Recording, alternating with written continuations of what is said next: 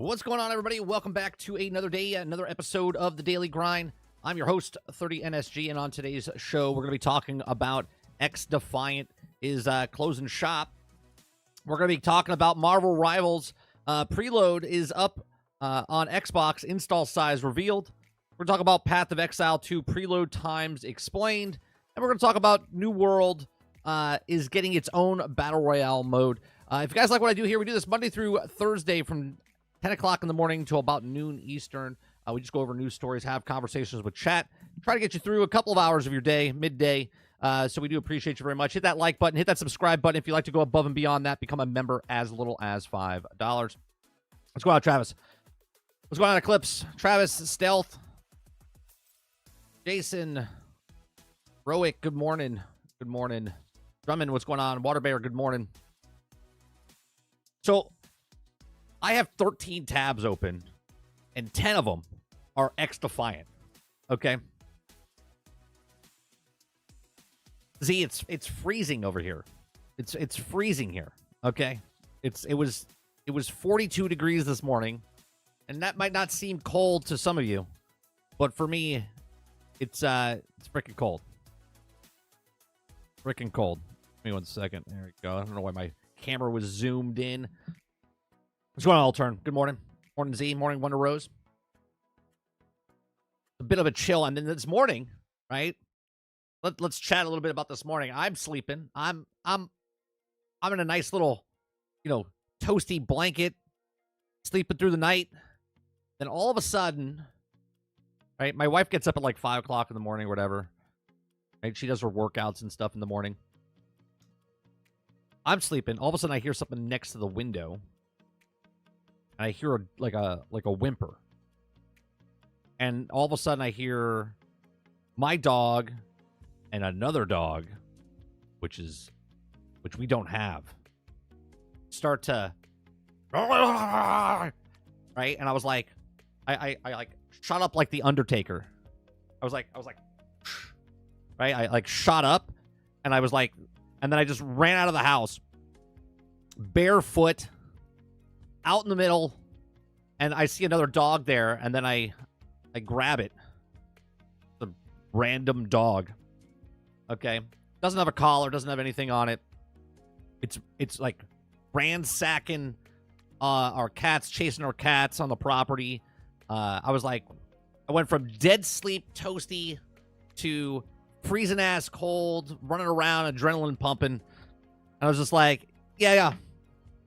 Not the way you want to wake up. That was my morning. And then, when I went to go make coffee this morning, this weekend, my wife decided to, I don't know if anyone else's significant others like to swap out the dishware to put in, like, the new dishware for, like, the holidays, right? You have, like, Christmas dishes and Christmas mugs and all this other stuff. So, you guys know that mug I drink out of, the grumpy mug, right? I'm looking for it this morning. I'm like where the fuck where's my mug?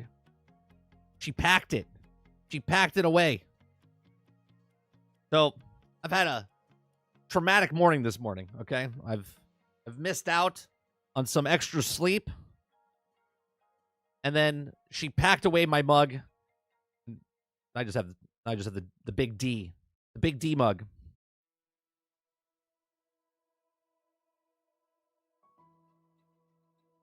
Where's the BB gun? Oh, we have a real gun.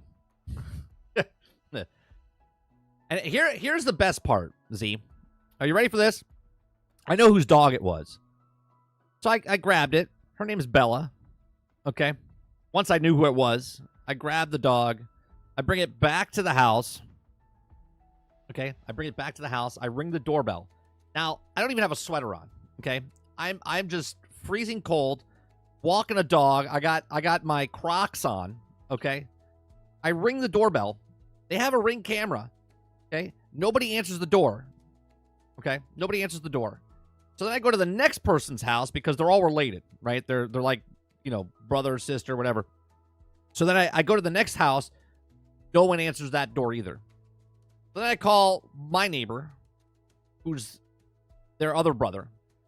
He answers the door. He just woke up. Okay. And he's like, yeah, I'll take the dog. I'll give it to him when they wake up. I'm like, cool. Okay. I get back to my house. I'm trying to warm up again because I'm freezing. The doorbell rings. And it's their 13-year-old son. And he's like, hey, you know the dog that you got off your property? Well, it's back on your property. So if you can get it, I'm like, it's your dog. He's like, well, yeah, she got away. I go, did you bring a leash? Like, the kid's just looking at me like, well, no. Well, imagine dog doesn't have a collar. You didn't bring a leash, so I gave it to your uncle, and you grabbed it from your uncle, and then you what? Magically didn't hold on to it. So now the dog is back on my property. Okay, the dog's back on the property, but it ran into the woods. So we'll find it later, hopefully. We'll find it later, hopefully.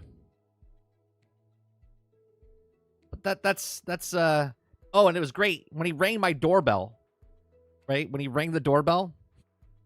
I was like, yeah, what's up? He's like, yeah, my dog's back on the property. I go, you see how I answered the door? He's like, what? I go, when someone rings the doorbell, you answer the door. He looked at me and was like, oh. Yeah, I'm such a prick.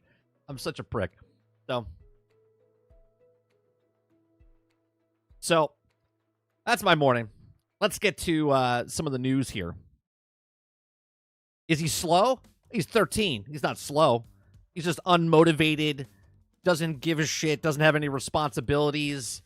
You know, he's like, oh, I just lost the dog. The best part, Water, is he said the dog's on the property and then just walked away. Just walked away. I'm out looking for his dog, and he walked away. Fucking people, man. This is why I work from home and stay home. Less interaction with people, the better.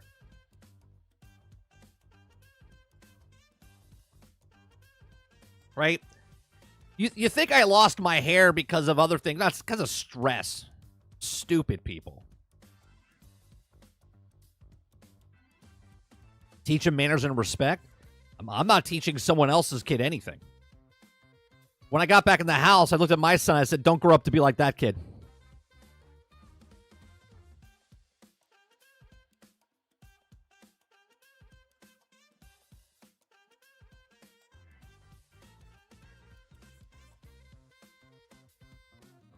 Stress old age people who come onto your property and don't know how to read a meter. Yeah, fucking.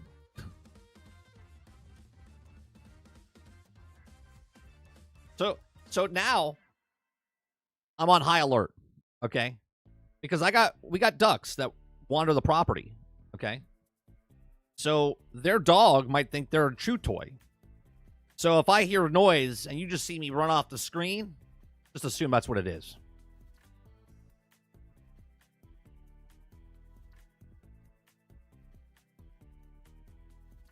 Never a dull day here. Never a dull day here. All right. We've got a lot of fucking tabs open for XDefiant. Okay? We got a lot of tabs open for XDefiant. It all started 11 months ago talking about XDefiant, about their netcode issues. Okay?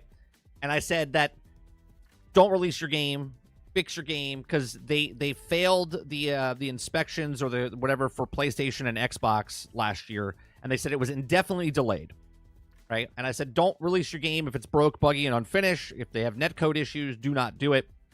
I said, Mark, you'll probably never see my thing, but don't release a game. First impressions are everything. Had a nice conversation with Chad about it, right? Fast forward 6 months, XDefiant comes out in May, and it was netcode issues, broke, buggy, and whatever. So then in September, okay, of this year, we got the first article that says the game is absolutely not dying. Ubisoft on XDefiant Year 1 roadmap, right? Because there was rumors that XDefiant was going to die. And they went, no, not going to die. Okay. Then on September 28th, which is just 10 days later, okay, 10 days later, Ubisoft says XDefiant has fallen behind expectations. Okay.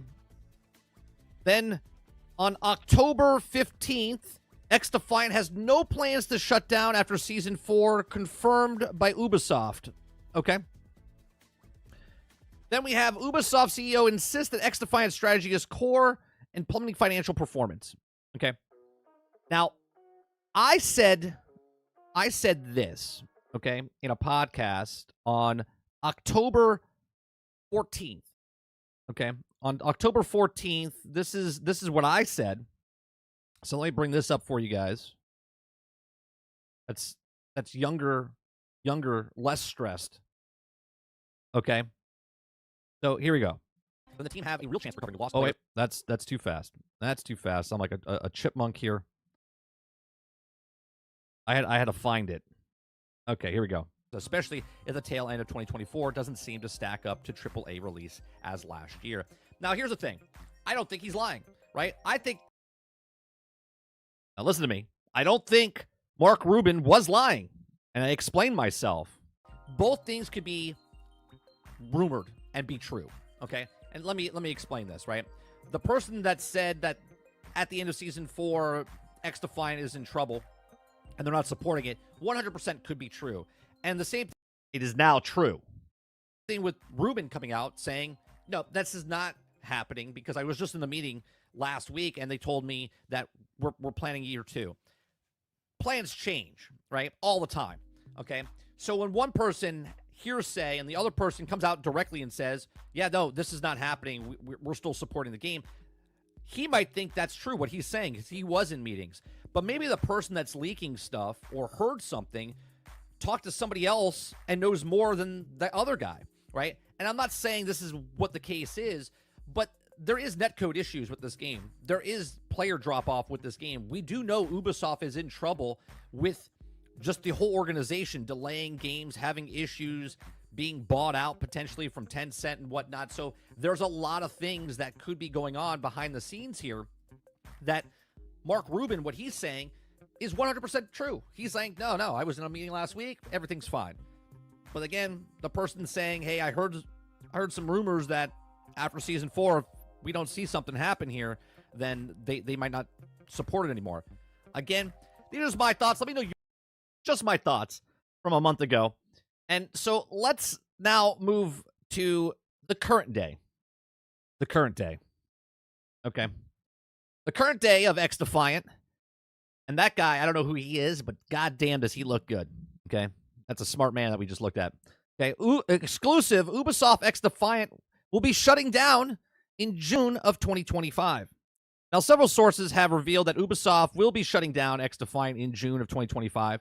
And the news was mentioned in an internal all-hands meeting today. Okay. Maybe Mark Rubin was finally in the meeting that actually told him, hey, we're closing down. Okay. It's understood that the layoffs will impact a significant number of employees and San Francisco studios, supporting studios, with some staff already receiving severance information. Another wave of layoffs will happen in February, with Ubisoft San Francisco, Osaka, closing its doors for 277 people, understood to be losing their jobs. Season 3, and mind you, remember, Mark Rubin said, no, we're not closing after Season 4. He wasn't lying to you. He was just telling you that we're not closing after Season 4. We're closing after Season 3. Okay? So Season 3 is the last entire season for XDefiant, with the Skeleton Crew maintaining the title until June 2025. Okay? According to those familiar with the situation, Ubisoft will be updating XDefiant players on refunds for cosmetic items and other purchases at a later date. XDefiant started its uphill battle soon after the release of Season 1, with the lack of player spending, having the team scrapping up to cut costs. Now, in August of 2024, Insider Gaming reported that XDefiant was on borrowed time despite the initial having a strong player numbers. Frustrations with the studio were also aimed with leadership.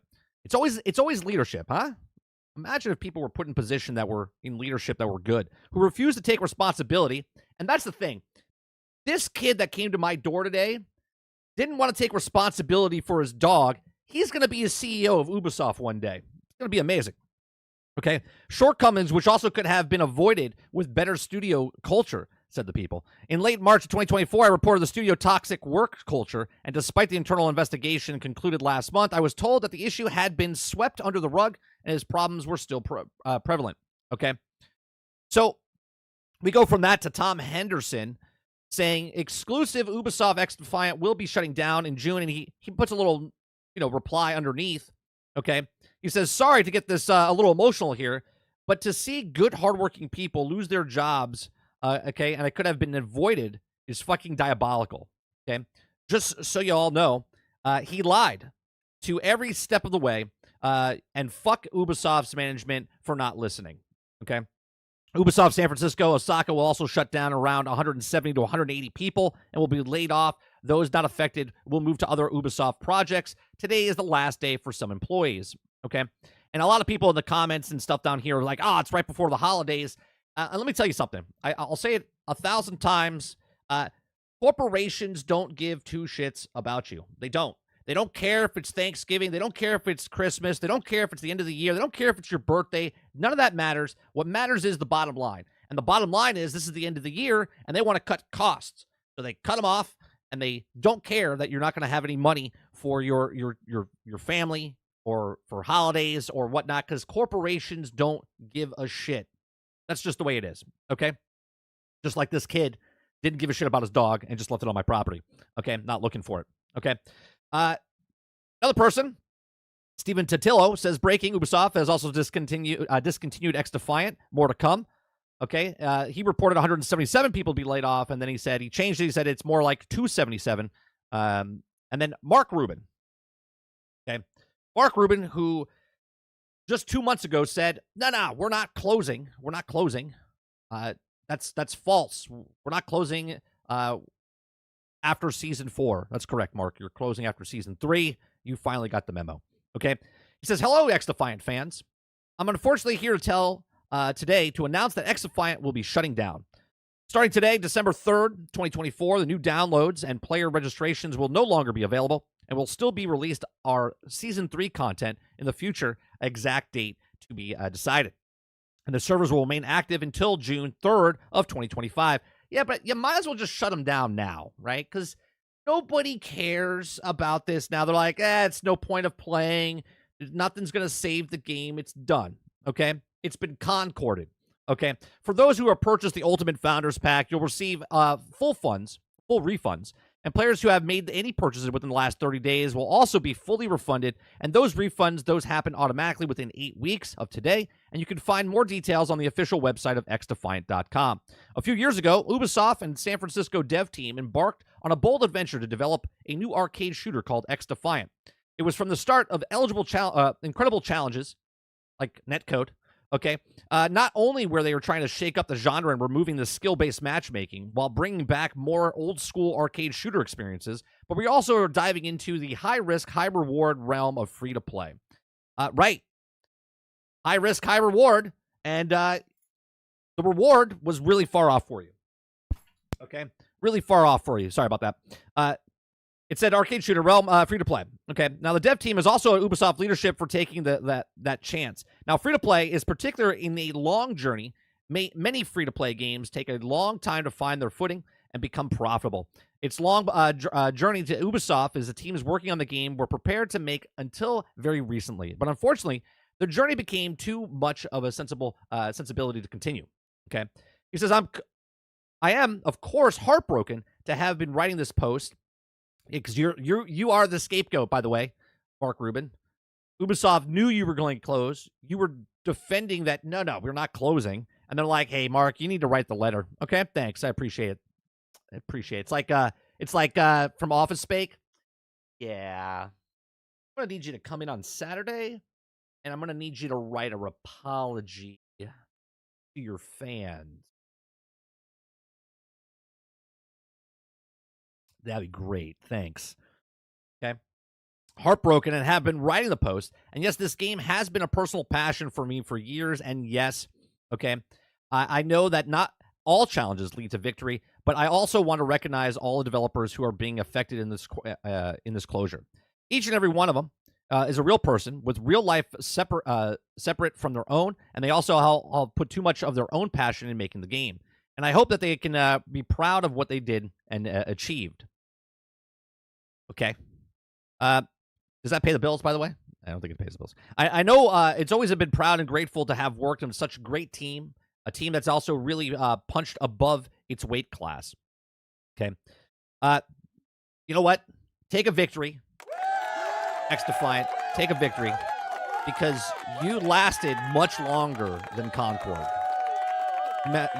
You lasted much longer than Concord. Okay, they lasted 12 days. You lasted 6 months. By the time you shut down the servers, I mean, you blew them out of the water. Okay, and what I've achieved truly remarkable, and the early response from players in XDefiant launch was amazing. We broke internal records, and the fastest game to surpass 5 million users.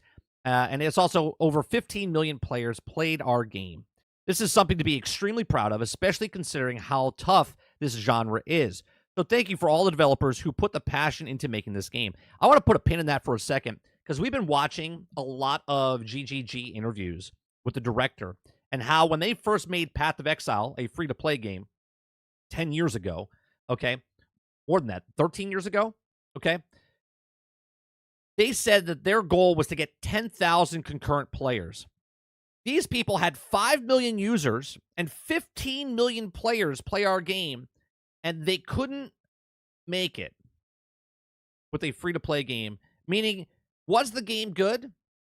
Probably not. It probably goes back to this, making a game, selling a game, where your game wasn't complete because of the netcode issues, the skill-based matchmaking, and all the problems that you had with the game. And instead of working on this behind the scenes before you let it go, you decided to put it forward so you could make microtransactions, so you could make your money on the free-to-play game that you could have internally worked on and made this game a phenomenal game. But instead, you chose to put it out there in a broken state, and then now here you are 6 months later complaining that your studio is closing. Okay? Is there one thing I hope we can all take away from this experience is the importance to open, honest communication between developers and the players. Are you closing the doors in Season 4? No. We are not closing the doors. I was just in the meeting today. And yet, here we are just a month and a half later, and the doors are closing. Okay? Open and honest communication, it just writes itself. Like, seriously.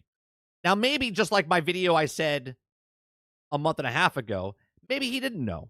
Maybe he wasn't lying. Maybe he was telling the truth because obviously everyone's allowed to change their mind. Businesses change their mind all the time, but it looks really bad when you say open and honest communication and then obviously you're closing your shop. Okay. The first player mentality, along with respectful, non-toxic conversations between developers and players, have been one of the standout differences that made XDefiant so special. For my very first post about XDefiant, there was a vision I wanted to champion, and the hope that leaves the positive mark on how the game industry treats players and communicates. Okay. To the players, thank you. From the bottom of my heart, I want to express the deepest gratitude and incredible communication that was grown around the XDefiant. Your passion, creativity, dedication have inspired us every step of the way. To what? What, lie? I don't understand. Okay. So, there's the actual post. Okay. Look, I'm not a fortune teller. Okay. I'm not a fortune teller. But back in August, September, October last year, I made a plea. And I said, if your game comes out and it's not complete, it doesn't matter if it's free to play or not. Broken, buggy, and unfinished is a bad first impression. Your first impression came out, and there's some of you guys that love this game and thought it was great, but the game, they tried to sell you. Now, just take it for instance. They wanted to sell this game back in the day, but they changed their mind and made it a free-to-play game because they wanted to open up a microtransaction store. And they thought they were going to make high risk, high reward for the free-to-play game. Now, there's plenty of free-to-play games coming out. Just this week, 2 games dropping on the same day, free-to-play games, which is Marvel Rivals and Path of Exile 2, which we will be talking about in a second, okay? But these games are free-to-play, and yet they'll probably make it. They'll probably make it way longer than this company because they have it flushed out. They've tested their game. They know what they have, and they're also not lying to your face. Ubisoft has had massive problems internally with management.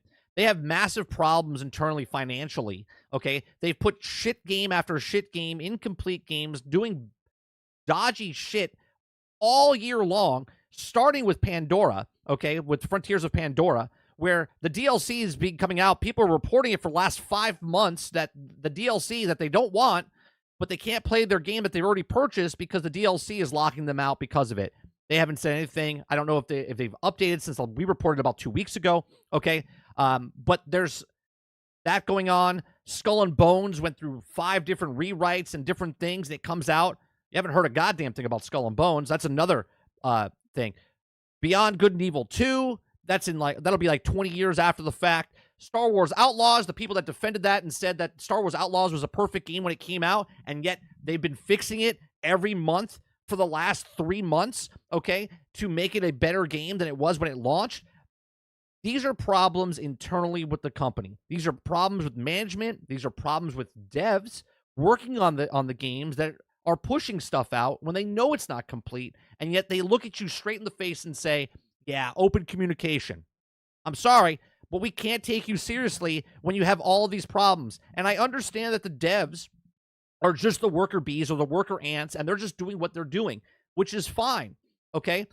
But upper management and the corporation is trying to dick over gamers left and right, and everyone's just spoon-feeding this and going, it's okay. I'm so sad that XDefiant... They're trying to steal money from you right in front of your face, and everyone's just applauding. Hey, it's so great. Yeah, the next game of Ubisoft. Assassin's Creed Shadows is just going to be a next up. It's on the batter's box, ready to stand up to come take a swing, and it's going to fail miserably, just like everything else before it. But these are some of my thoughts. Let me know yours in the comment section down below. Please make sure you share, like, subscribe, and if you like what I do here, check out some of our other videos. Thanks for watching. Amazing chat. Absolutely amazing.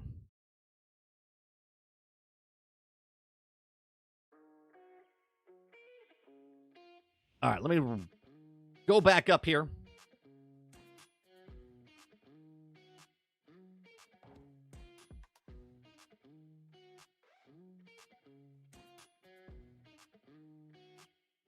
Travis says, 30, how long do we think that Marvel Rivals will last? I'm guessing 1 year at most. At most? No, 1 year at minimum. It'll probably last. I mean, hell, their mobile phone game, Marvel Future Revolution, lasted longer than that. Marvel will last longer, Travis, because of the IP itself.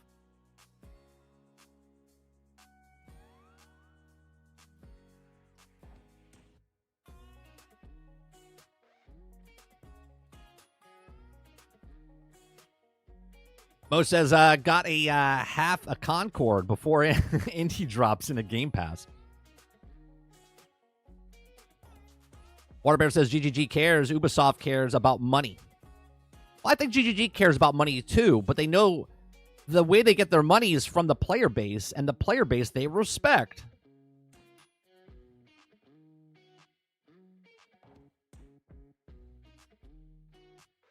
Cutler says, arcade games don't like microtransactions.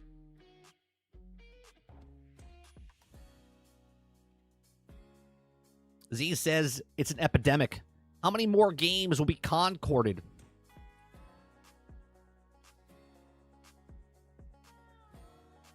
Jack says, Ubisoft is in trouble. How do we keep going to like this? Does the management need to change? Look, the whole company needs to change. They're probably going to be bought out by Tencent, right? Something's going on with Ubisoft, and they're not putting out great products.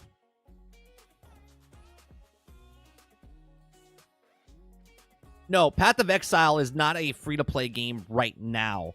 This is early access, but it will be a free-to-play game when it launches. But it is launching this week. Launching in early access. Let me make that clear. Eclipse says it was a good game if they just fixed the netcode. I mean, what the hell? You make an online game and the netcode sucks. They knew the netcode sucked last year, Eclipse. They knew the netcode sucked last year. A year and a half before they knew it sucked. And they still pushed forward.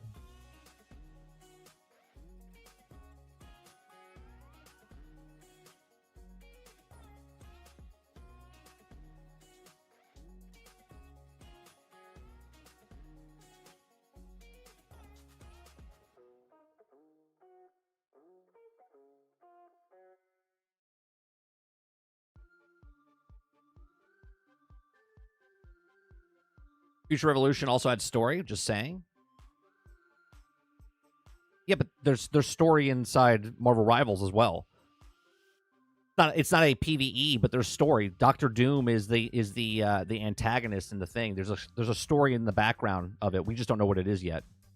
What's going on, FNT? Morning. Argus, good morning.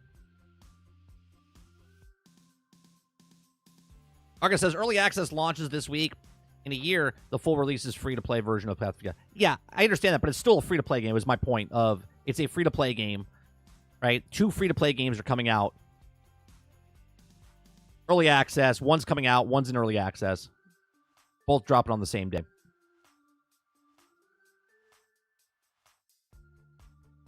Morning, Haley.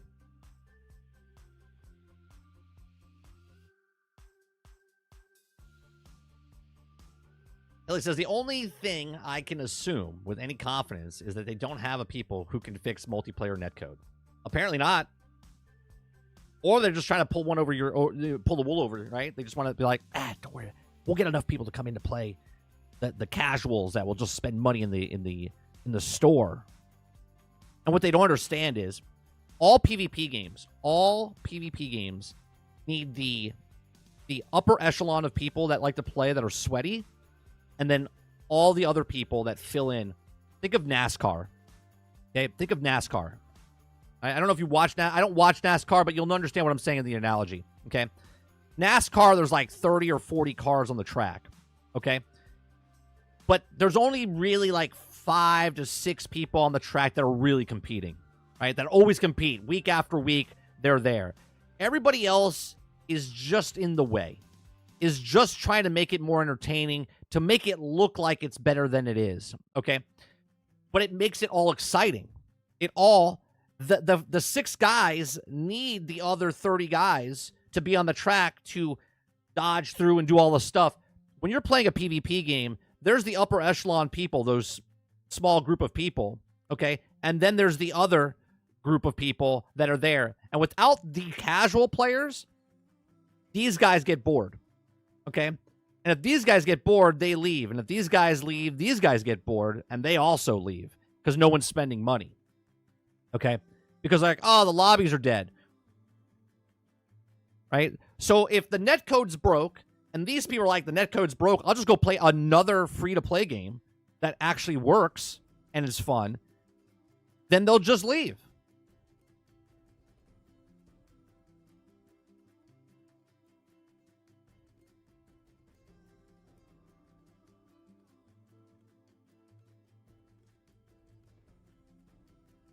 Says Wolverine's trailer is also he's a duelist. Did not expect that. Oh, did they drop his trailer? We'll have to watch that.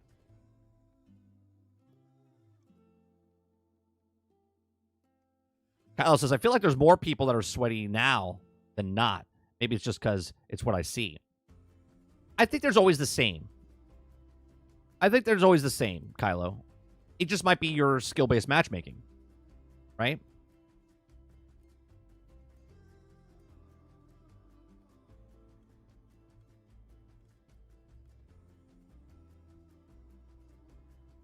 I don't want to say I didn't see, like, people could have seen this coming easily, right? Netcode issues. I said it 11 months ago. If your game has problems, you're a PvP game, and has problems, then another perfect example. Okay? Jonathan from GGG was talking about how your competition, if they set the bar on something, you have to hit the bar. Right? And I've always talked about this. You have to hit the bar, and you can go just a little bit above it, right? But you can't go under. You have to at least hit the bar and then, add to it, okay? What did XDefiant do to hit the bar? If your netcode's broke, You didn't even come close to the bar. Because all these people out there with the PvP game all had their netcode good. Maybe not great, but they're good. They couldn't even get their netcode to this point. But they're competing with everybody else out there. It's a dime a dozen, man. There's so many PvP games out there, let alone free-to-play PvP games out there.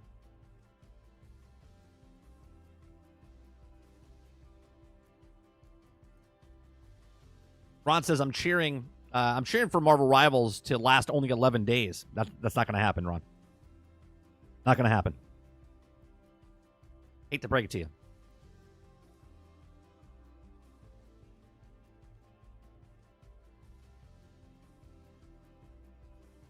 Kyle says the best part is the same guy who tweeted it won't be shutting down a little over a month ago was the one tweeted out it's closing down. Yeah. Yeah, and I said in my video when we talked about it, Kylo, I said maybe he doesn't know. Both can be true. Mark Rubin maybe didn't know it was shutting down, and he was just defending it. It's his game. But meanwhile, the person that leaked it and said, yeah, I hear that they're going to shut it down, and he's like, no, it's not true. We're not shutting down after Season 4. In the meeting, they're like, we're shutting down after Season 3. And Mark Rubin's like, we're not shutting after Season 4. Yeah, right now, you're shutting down after Season 3.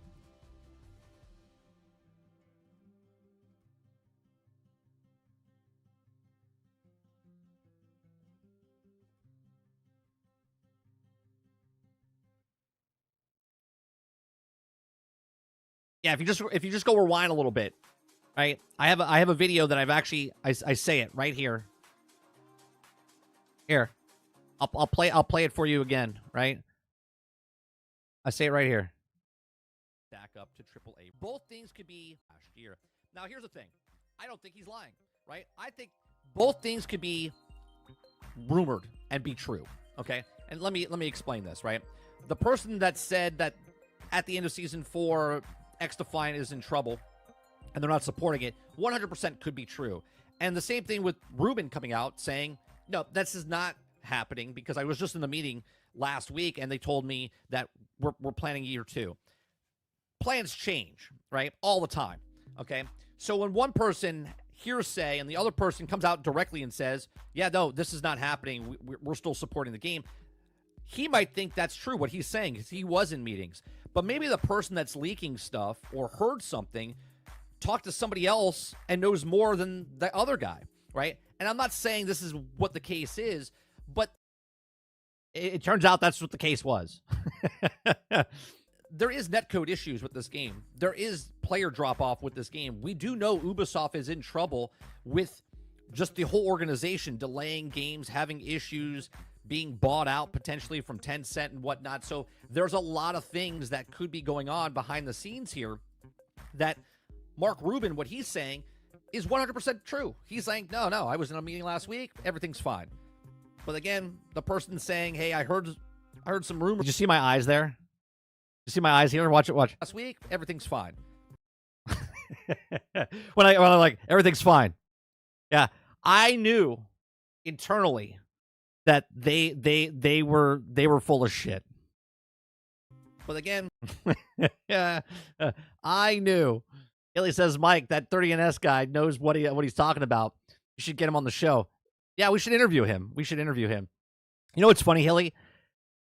I have to bring stuff up like this because I am not a person that works in the industry, right? I'm not working in the industry. I don't write articles for the gaming community, right? I didn't work for a studio, okay? I just play a shit ton of games, read between the lines of articles and different things, and when I say certain things, the only way I get credible, okay? I know there's a bunch of you, right? I know there's a bunch of you that when you first started watching me, you're like, this guy's full of himself, or he says a lot of shit, okay? But what does it all mean, okay? And a lot more than I'm more right than wrong, just based on reading articles, seeing the way the tone of certain things are. So I have to bring up stuff like this to be like, look, I'm not full of shit. I know what I'm talking about. Here's my credibility, right? Like, I'm not a person that worked in the industry. They get credibility because they worked in the industry. They get credibility because they write about the industry. They get credibility because they're part of a big conglomerate company or whatever, right? Like, if I ever worked for IGN or if I worked for another publication, did exactly the same thing, I would automatically be credible because I worked in the industry. You see what I'm saying? Well, Koki says, I should have added to the big book of bull. You've been right about things like this more often than not. Thank you, Makoki. That's what I'm talking about, right? And it's not to try to make, it's not to try to say, like, look at me, I'm correct. That's not how I am, right? The reason I bring back to it is because people think I'm full of shit when I say something like, and they come in, they might come into one of my morning shows, and I'm talking about something, and they're like, oh, yeah, sure, this guy's just talking stuff. But then when I show stuff, they're like, oh, look at this guy. Look at it. He's trying to pretend that that he knows something. Like, I try to look at everything at a reasonable level. I'm not a fanboy of one side or the other. I just read what I read and then give you my thoughts, honest opinions about what it is by reading between the lines. A lot of people don't read between the lines when they read something. Ron says, Mike, I need you to give me the lottery numbers for Powerball tonight. I mean, are you ready? You got a pen, paper? I'll actually give you numbers. How many numbers you need? Okay. All I ask, Ron, is that you become a member afterwards. Yeah, if you win the lottery, just make sure you become a member. Okay. How many numbers you need, Ron? What numbers? Like, from what to what? I'll throw some numbers out at you. You write them down. You play it. You play $1 or whatever it is. You let me know. How many I get right? 6. From what to what? Is it from like 1 to 36, 39, 40, 56? What is it? I don't play Powerball, so I don't know.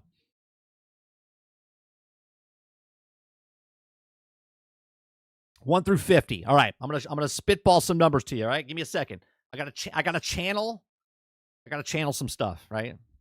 I've never. All right, let me see what I can do here. All right, hold on. Okay. All right.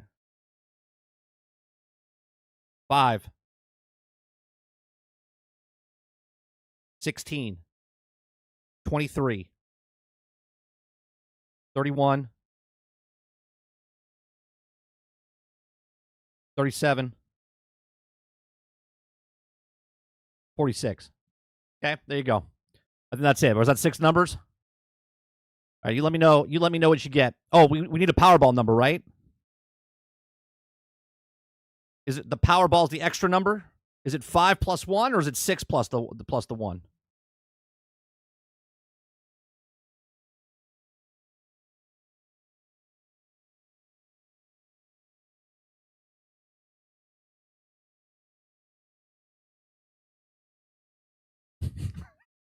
Billy says those numbers either win or land.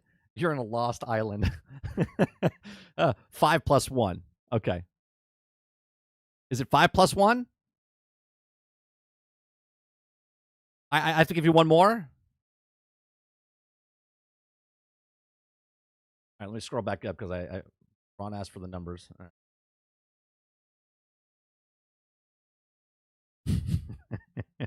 right. Dolphin says, hey, that was me. I was like, fuck this guy. I like him. I'm glad I converted you, Dolphin. Haley says, true. I tend to remember stuff people say so. I know you're not full of shit, but it's a good idea to reference yourself. Yeah, I have to. I have to reference myself. And if people think I'm being narcissistic or whatnot, it's just what it is, you know? I started watching when I discovered Lono first, and then I thought it was and then I thought he was full of shit. And then you went on one time, and I liked your perspective way more. Also, why haven't you been on the show in a while? There was a bunch of stuff. He was traveling, I was traveling. He was going through sort of a change of what his format was. Okay, I kind of changed my format a little bit. I started doing Friday streams. So it was like this whole like what's happening there, what's happening here, just didn't align.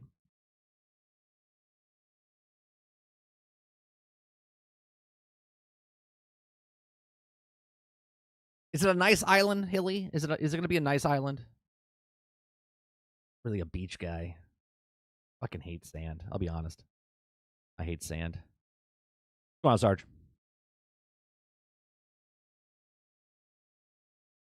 Water says that way you can open up your mini golf course.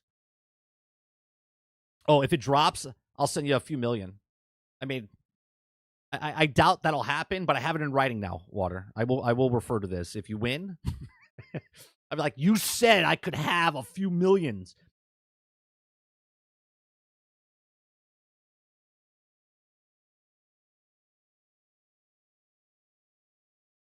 Okoki says, if you haven't seen it yet, check out The Games Industry Bubble by Lauren Fry.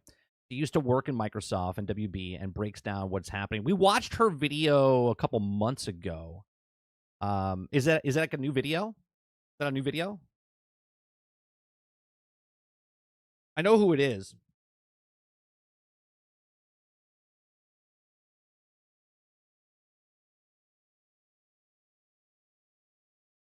Oh, like 10 days ago. You know what? What is it? 13 minutes?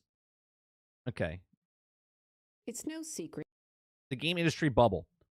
I'm gonna add that. We're pretty light on stories today, so I'm gonna add that, and we'll watch it after we're done with the stories.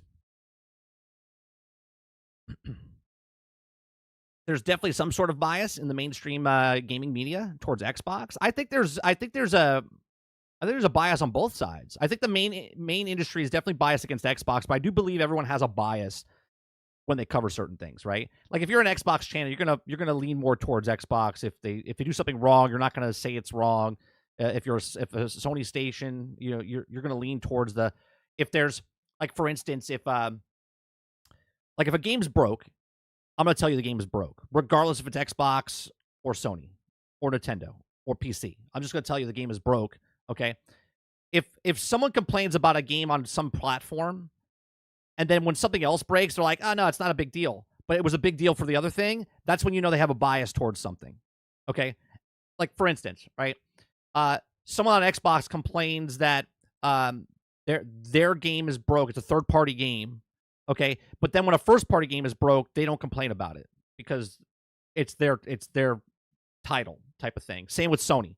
If a Sony game comes out or a third-party game comes out on Sony and it doesn't run properly, people will bitch about it. But then if a Sony game comes out and it doesn't work properly, they'll be like, oh, but they had 7 hits and whatever. That's a bias that's happening.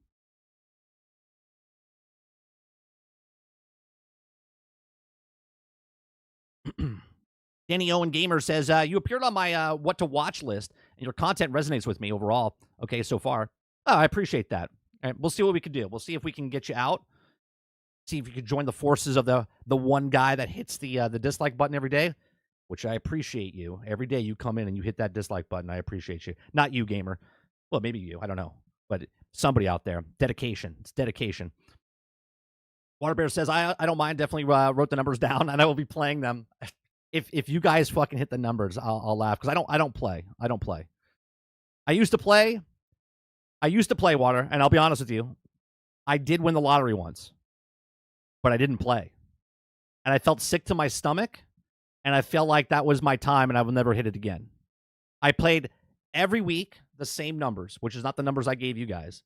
Okay? I used to play the same numbers all the time, and the one time I actually won, I didn't play. And I haven't played, got to be 15 years, 16 years.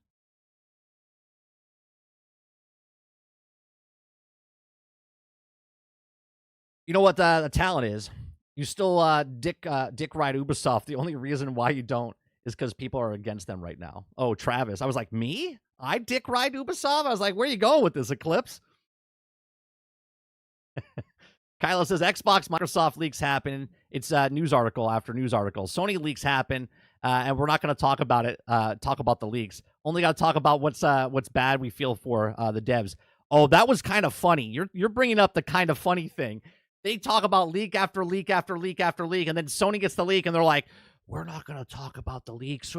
You know, we feel bad about the devs. It's like, the fuck is this?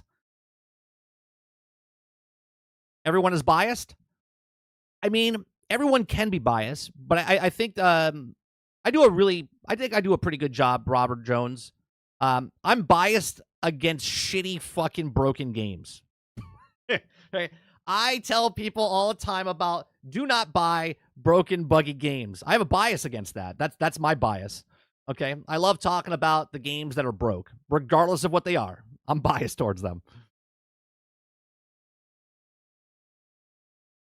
Kuda Papa says 30. Oh yeah, it's just the industry promotes Sony ton, but not Xbox. Well, you have to let's be honest here.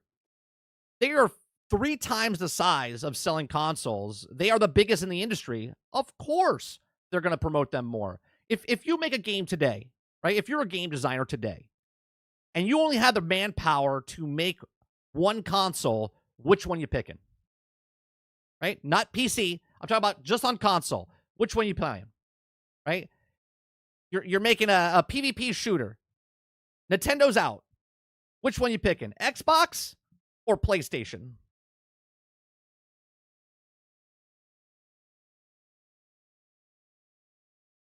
Hilly says, I have a Halo bias. I know it. I cheer for a Halo game. However, I don't lie about the Halo games. That doesn't help.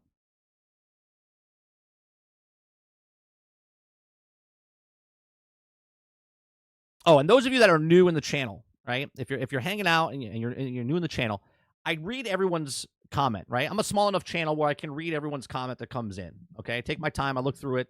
Okay, we have conversation back and forth. Those of you that don't know what my channel's about, okay, we go over news stories. I don't watch other people's content before the show, right? I read the articles for the first time. I give you my thoughts and opinions on these things. Okay, we react to people's videos and stuff like that. If I do watch something, I let you know if I watch the whole thing, if I watch a little bit of it, but most of the time I don't watch any of the stuff. And we just give you my thoughts and opinions as we go, right? If you're a member of the channel, I could bring your name like up, like Mo's up here, right? He's a member, right? He's got the little thing next to his name. He's been here for a long time. I bring the chat up. But if you're not a member, sometimes I will pop your thing up on screen, okay? Or I'll just read it out loud, but I won't pop it up on the screen. It's like it's a member benefit, right? To pop it up on the screen. All right, let me see what else is going on here. Gamer says, I think Xbox talks about not spending much on marketing. Correct, they don't need to, right? Because they're everywhere, right? They're everywhere. So they just say, hey, this is an Xbox, that's an Xbox. That's a good campaign, I think, right? I think that's a good campaign. Okoki says, this is exactly what Lauren discussed in her video. The power of media and influence is how the game devs have been chasing them since the early days of E3. Oh, well, we'll definitely watch it. We'll definitely watch it.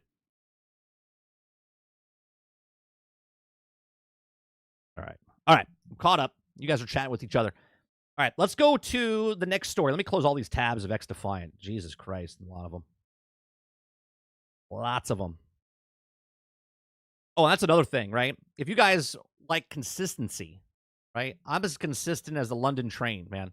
Like, I'm on time every day, Monday through Thursday from 10 o'clock in the morning. We're here till 12:30. I get you past a couple hours of your day, just entertain you, right? Have conversation. That's what it's about, right? You guys help me out because you pass 2-3 hours of my day. I'm trying to get you past 2-3 hours of your day at work or whatever.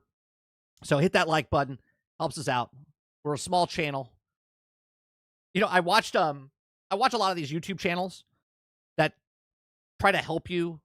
You know what I mean? Like the self-help books that you would read, right? These YouTube channels like, are you a small channel? Do you need to grow? And I'm like, yeah, it's me. Yeah. How do I do it? Right? And then I watch them and I'm like, okay, I'm doing that, doing that, doing that, doing that.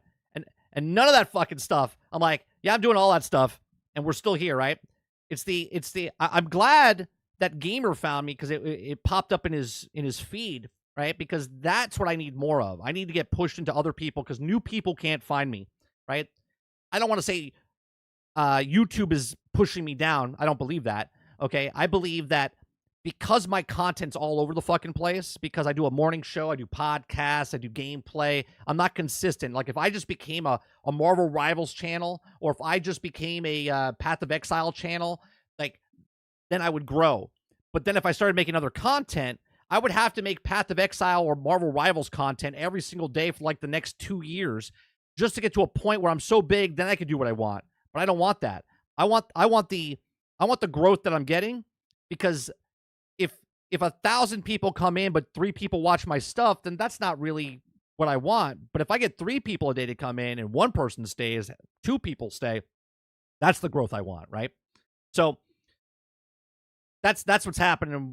I'm not getting this, like, the way they speak of channels that are like 10,000, 50,000, that's like they're talking about me, the way that my viewership is. And I appreciate every single one of you, right? We average 41 peak, 51 peak some days. Okay. We average around 35, 40 people a day. Okay. For a channel at 2,500 people, that's fantastic. Okay. And I don't care about not being at 10,000 or 20,000. What I care about is, and I'm not being full of shit here. I care about the people that come in here every single day and just interact with me, right? You're literally getting me through a couple hours a day of the each day for the week, and I'm helping you get through being entertained for a couple hours each day. Kuda Papa says 30. If I was an Xbox, 60 out of 100, not a 90 out of 100. Let's see. Hey, don't pop your thing up on the screen, please. I'm gonna pop it up. I'm popping it. I popped my D on the screen. There it is. Popped my D. Kyle says, man, I bought the GTA Definitive Edition on Steam sale since I had a huge update. Started playing Vice City again. What a fantastic, fun game. Truly timeless. I love San Andreas, Kylo, back in the day when you could get in the plane and fly to Los Santos. Not Los Santos. What was Vegas called? In Los Ventros? Is that what it was? No. Yeah, it was Los Ventros, right? Where you can go to the casinos and stuff like that. I thought that was amazing. At that time, I was a big I'm still a big Vegas person, but there's I loved it because I was like, oh, that's the Luxor. Oh, that's the Mandalay Bay. Oh, that's Excalibur. I love that they put the whole strip inside of San Andreas at the time. That was cool.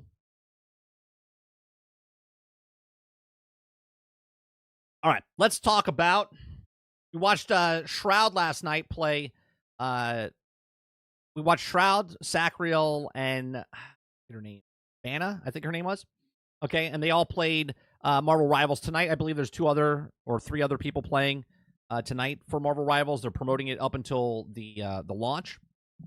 So Marvel Rivals preload is up on Xbox. Install size revealed. Okay, the preload Marvel Rivals is up on Xbox console in preparation for Thursday night's launch. If you guys like what I do here, we do this Monday through Thursday from 10 o'clock in the morning till noon Eastern. If you like it, hit that like button. Hit that subscribe button. If you'd like to go above and beyond, become a member as little as $5. We do podcasts, live streams, gameplay. 30 NSG stands for news, shows, and gaming. Okay, Marvel Rivals is a 44.56 gigabyte download for Xbox Series X. The title release on Thursday, December 5th at 7 p.m. Eastern, 4 p.m. Pacific, and the game describes itself as a merciless clash between tyrannical dictator Dr. Doom and his future counterparts from the year 2099 has forced countless universes to collide in the time stream entanglement, creating new worlds in the crisis unknown. Now superheroes and villains from across the multiverse just fight together against one another to desperate groups, each seek the best both dooms before one achieves domination over these realities. Familiar faces become a newfound foes, while former enemies become the greatest allies in Marvel Rivals. Okay? It says, it's an interesting to go back and see the old rumors on the title. Twitter user Miller Ross, which we had on the show earlier this year talking about Suicide Squad and whatnot, he's usually good with his data mining and whatnot, says a tweet thread listing 20 announced and 19 unannounced Marvel Rival characters, okay? And one, they had Iron Fist, okay, which we know is in the game now, Hulk, Punisher, Storm, Loki, Human Torch, which is not in the game yet, but was data mined, Doctor Strange, Mantis, Hawkeye, Captain America, Rocket Raccoon, Hela, Cloak and Dagger, Black Panther, Groot, Ultron, which is not in the game, but was data mined, Magic, Moon Knight, Luna Snow, Squirrel Girl, which now is in the game, Black Widow, which is now in the game, Iron Man, Venom, which is now in the game, Spider-Man, Magneto, Scarlet Witch, Thor, Mr. Fantastic, which was data mined, but he's not in the game, Winter Soldier, Penny Parker, Star-Lord, Blade, who's not in the game, but probably will be, Namor, Adam Warlock, Jeff the Landshark, Psylocke, Wolverine, Wolverine's in the game now, Invisible Woman, she's in the game, you just can't see her, chat. Invisible Woman's there, you just can't see her, and The Thing. Oh, The Thing, I didn't even think about The Thing. That'd be fun, okay? So there's all the ones that were data mined, okay? So let's look at this objectively here, okay? So Shroud said that they're going to add new characters every 3 months, which is a season. So once the first season's done, let's look and see if we have multiple characters that can come out next year, right? Or next season, which is The Thing, which is 1. Invisible Woman, which is 2. Okay. Blade, which is 3. We have Mr. Fantastic, which is 4. We have who else? Ultron, which is 5. We have Human Torch, which is 6. And that's it. So, which could happen now, again, right? Again, there's 6 characters that I just named. So they have all the characters of the game that they have right now. They're going to add more characters down the road. Now, they could take all 6 of these characters and put them in after Season 1. I think it's a mistake if they drop one at a time each season. I personally said this months and months and months ago. I said they should have 40 characters right off the bat. Okay. Right now they have 33 characters, and with the 6 I have, that would make 39. There's probably one more to make it 40. But they could take the 6 characters and they could put it 2, 2, and 2, and that would be the rest of the year. Or they could take the 6 characters and all drop them next season. Now, my personal opinion for Marvel Rivals, and a lot of you guys have pushed back on this, is that I believe that Marvel Rivals, everyone wants it to be like this balanced thing. It's going to be a balanced nightmare, okay? But what I think is good about this, and you can't compare it to Overwatch. Overwatch was brand new characters, and when they first dropped them in the game, there was OP characters and non-OP characters, okay? And not until they added characters down the road, which was the, as we call, rock, paper, scissors, right? For every rock, there's a paper. For every paper, there's a scissors. For every scissors, there's a rock, all right? When Overwatch first came out, there wasn't this dynamic because there wasn't enough. There was like OP person, and there was no rock or scissor or paper for that situation. With 33 characters, which I think now Overwatch has around about the same, they have like 40 or something like that, but years later, there doesn't need to be balance. And hear me out. This is a Marvel game. The power fantasy of Marvel itself should feel like, I want to play Hulk, right? So you might not play all the characters. You might just get in. Someone said it the other day, I can't wait for I think it was Altern. Altern said, like, I'm probably just going to play like Wolverine or whatever, right? Psylocke, and play just the 3 characters. There's someone out there that's only going to play the game because Magneto's there. There's someone out there that's just going to play because Venom's there. And that's what this game is the power fantasy of. If you're a Marvel fan, you're going to love playing this game because you have all of these characters, right? If they put Squirrel Girl, which they did, they put it in there, and that's your favorite character, you might play this game now because you could never play her before this game, okay? You have the power fantasy of playing the game. Now, if you're a diehard gamer, you're like, I want to get good with all the characters. So you have plenty of characters, okay? So when someone says, oh, well, if they add too many characters, there'll be too many of the same characters. And I look at that and say, well, fine. If someone is a Magneto fan and then they add another character, and let's say Professor Xavier comes in the game and he's in the game and he's just like same type of mentality or whatever, okay, just like Magneto, it wouldn't really matter because if someone is a Magneto fan, they're going to play Magneto. But if someone's a Professor X fan, okay, then they'll play Professor X, right? Same thing goes with like Juggernaut or The Thing or the Hulk. Let's say they're all similar. Maybe you don't like Juggernaut. Maybe you don't like, Hulk, but you want to play The Thing. That's what it is. They might have similar abilities, but that's okay because it's the power fantasy of getting people in, okay, to just play the game. This game model is have fun, play the game, and then, hey, if you like it, throw us, which it got leaked yesterday, how much the cost is, which obviously I think is egregious, $18 for a skin, but hey, whatever. I understand the concept of it because just like I'm saying, if you're a fan of only like Wolverine, you don't play any other character, you might buy Wolverine skins and you might not ever pay anything else again. So you're only getting $18 out of that person. But overall, I think Marvel Rivals is going to be a huge success because people are waiting for a Marvel game to have power fantasy, to fight, to have these abilities to talk about like who would win in a fight, Punisher or whatever. And now you can actually kind of do that. It's not like a fighting game like Mortal Kombat, but it's still that power fantasy that you're controlling a character from a Marvel Cinematic Universe or the Marvel Comic Universe, and you're playing the game. So I think the more characters they add, the better. Not because of balancing issues. The balancing issues are going to be there, okay, no matter what you do. But if they can keep adding, and there's like 100 characters 2 years from now, I think that's genius, because that's just more ways for them to make more content, more skins, more maps, whatever. But these are just my thoughts. Let me know yours in the comment section down below. What do you think of Marvel Rivals? Are you psyched about it? Are you ready for this to come out? Are you just like, nah, I'm not a big fan of it. I'm not even going to play it. I'm going to go play something else. Let me know in the comment section down below. Let me know in this live chat. What do you think about Marvel Rivals? What character are you looking forward to the most in Marvel Rivals? Let me know in the comments. And please make sure you share, like, subscribe, and I'll see you guys in the next one.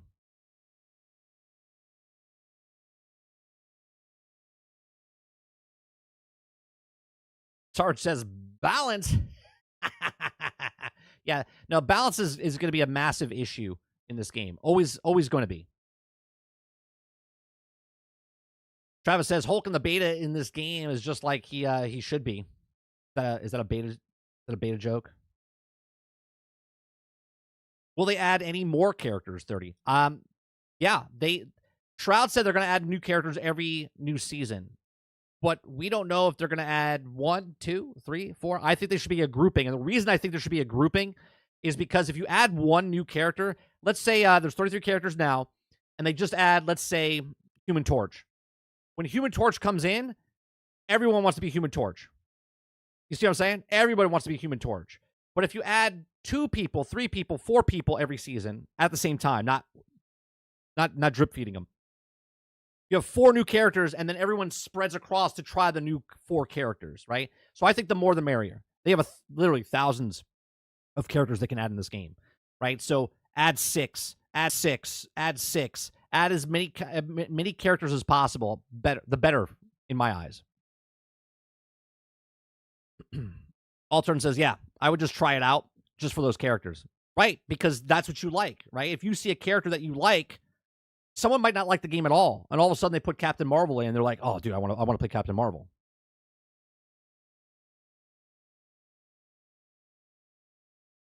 Waterbear says, "Quick question: do they have any speeders in the game yet? Like Quicksilver? I don't think so. I don't think they have like Quicksilver. What's another speedster? There's a couple of them, but I can't think of them off the top of my head."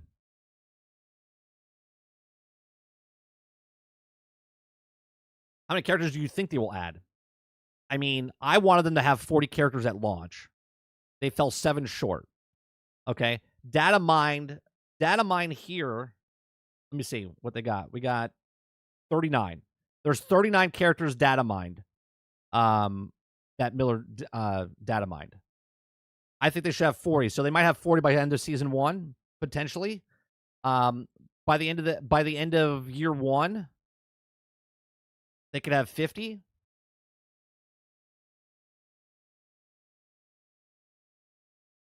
Eclipse says, yeah, he doesn't care when it's Spider-Man 2, but he also talks about the Elden Ring had problems when he launched. I wonder why.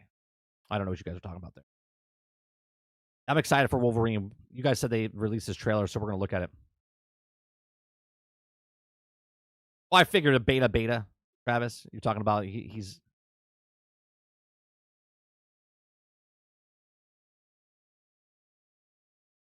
Robert Jones says, releasing as a group makes sense for players, but knowing how they do things, it will be one at a time. I don't think so. I think it'll be a group.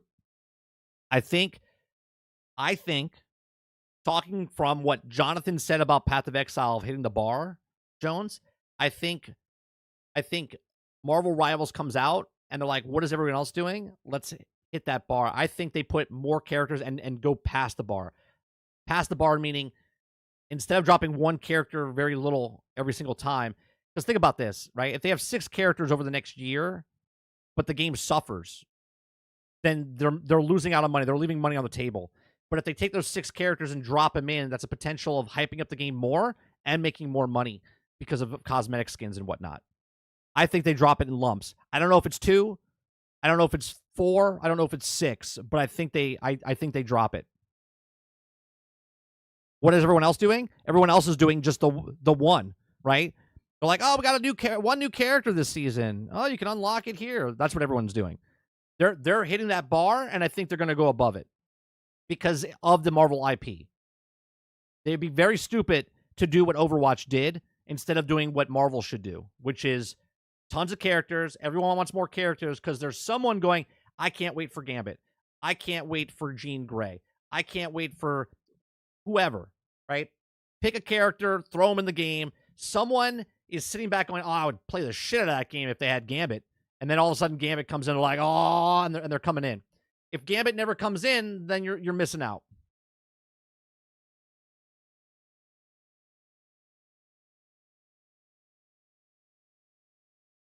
John says, most hero shooters and MOBAs, I see just one.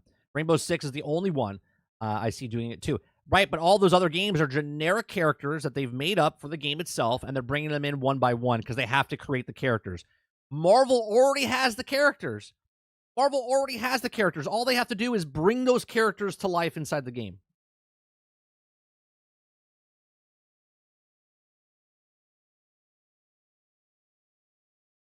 Gamer says, Daddy Owen says, that's what Fortnite does. 3 or 4 characters at a time. Right. But they're taking, not only are they doing their own, like, new characters, like customized characters that they've made up in the game, but they're also bringing other characters that we know, right? So, like, when they did the Transformers, they dropped, like, Megatron and Optimus Prime, and did they do Bumblebee, right? And then when they do Marvel, they brought in a couple of Marvel characters, multiple things, because obviously if you just put in one, then you're only going to see that one new character everywhere. Where if you put in 4 or 5, then you're going to have a multiple of people, and they just keep buying, and they just keep spending.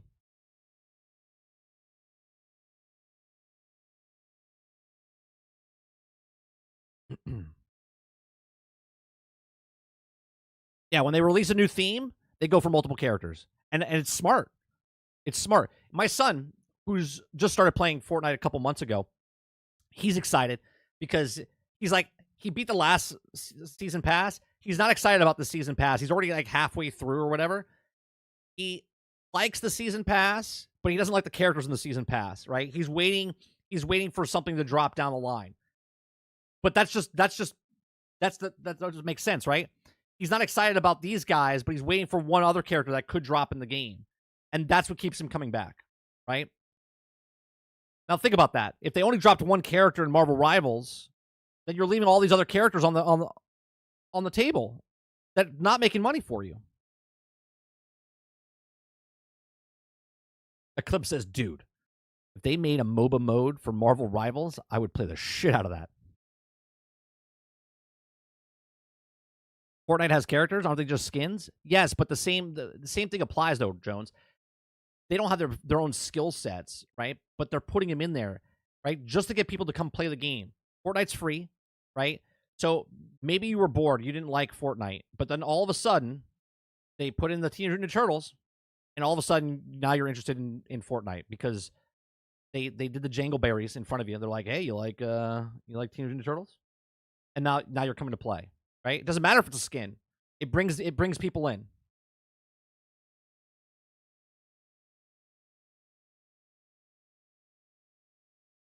Eclipse says, yeah, but the skins are different because every skin has the same animations, just going over the character. It's not even that though, Eclipse. It's getting people to come in the game, right? So again, remember when Marvel's Avengers came out, okay, and they put in Thor, and then they put in female Thor, Mighty Thor, okay? Somebody, obviously the game failed, okay? One, I believe it's because they took too fucking long to get the characters in. But female Thor was basically the same character as Thor, okay? But somebody that liked female Thor would now come and play the game because female Thor is in there, that they didn't play Thor because they didn't like Thor, but they liked female Thor, right? So they would come and play the game. That's what I'm saying, right? Don't get so caught up on, well, the game mechanics.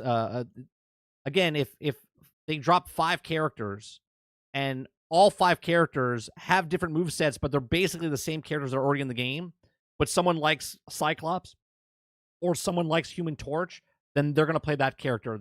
They weren't interested in the other character because they don't like that character. But now that Silver Surfer's in the game, then people would play it. People would come and play it. Gamer says, the only issue I see with the game is that Marvel/Disney putting some restrictions. They think all at once is not good if they don't know how people are going to react. Well, Disney signed a, what, $2.1 billion, or is it $4 billion with Epic to make a whole Disney land, like world, universe inside of Fortnite. So we'll see how that goes as far as dropping a lot of characters.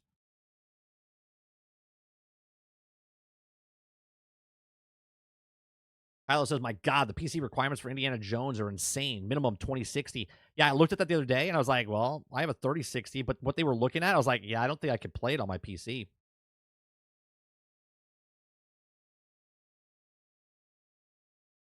Altern says, I went back to Fortnite just to play the Marvel season like 2 seasons ago. Yeah, just because of the IP, because of the characters that you're interested in. Jones says, they almost got me with the Carnage skin. Jones says, I get what you're saying, 30, but the cost of releasing a group of skins versus whole characters is why I think just at a time.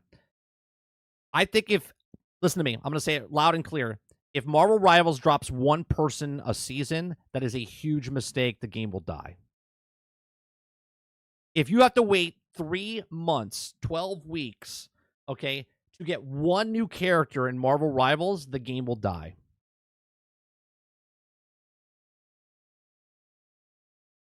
If you can insert 5 new characters, 6 new characters every 12 weeks, it revitalizes the game, changes the meta of the game.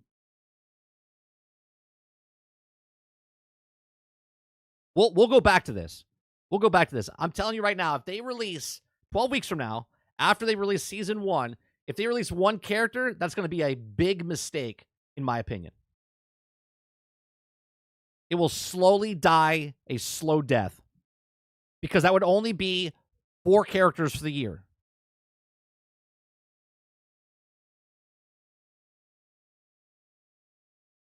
Travis says, 30. Gonna ask, do you think that the rise of Hydra going for more realistic art style instead of the, say, looking at like the Rivals is a bad move?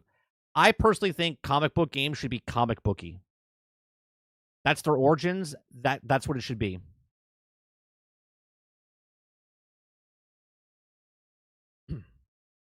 Could be one character every 3 weeks.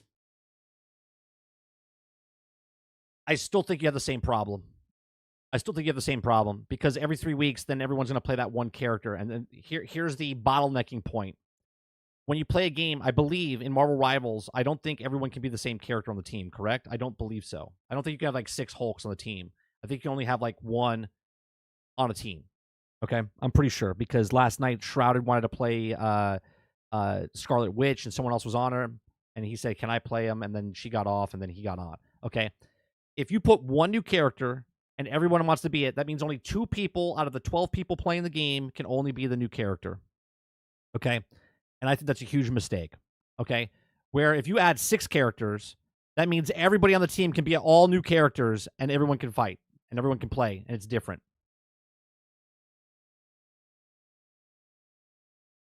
That's my reasoning.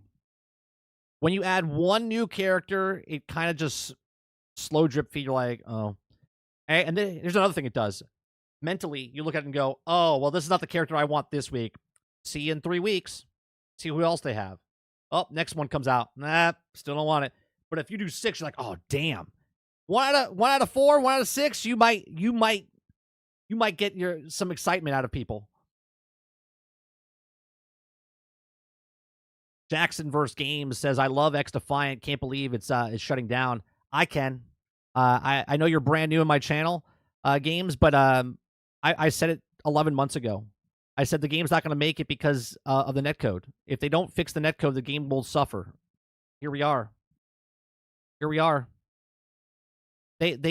These companies can't release games that are not working. It's a multiplayer game. Right? As much as people like the skill-based matchmaking, I never played it myself, okay? But they had problems with the netcode from before it launched, okay? Then when it came out in May, they still had the problems, and now here we are. It's closing down, and it might be shocking for a lot of people, but the game wasn't working from the start, before it started, and yet they pushed it out because high risk, high reward for free-to-play games. They were trying to make the money before they made the game.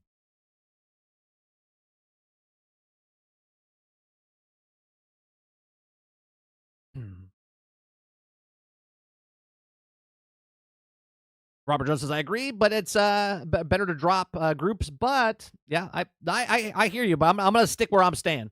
I think if they do one at a time, Jones, it'll be a mistake.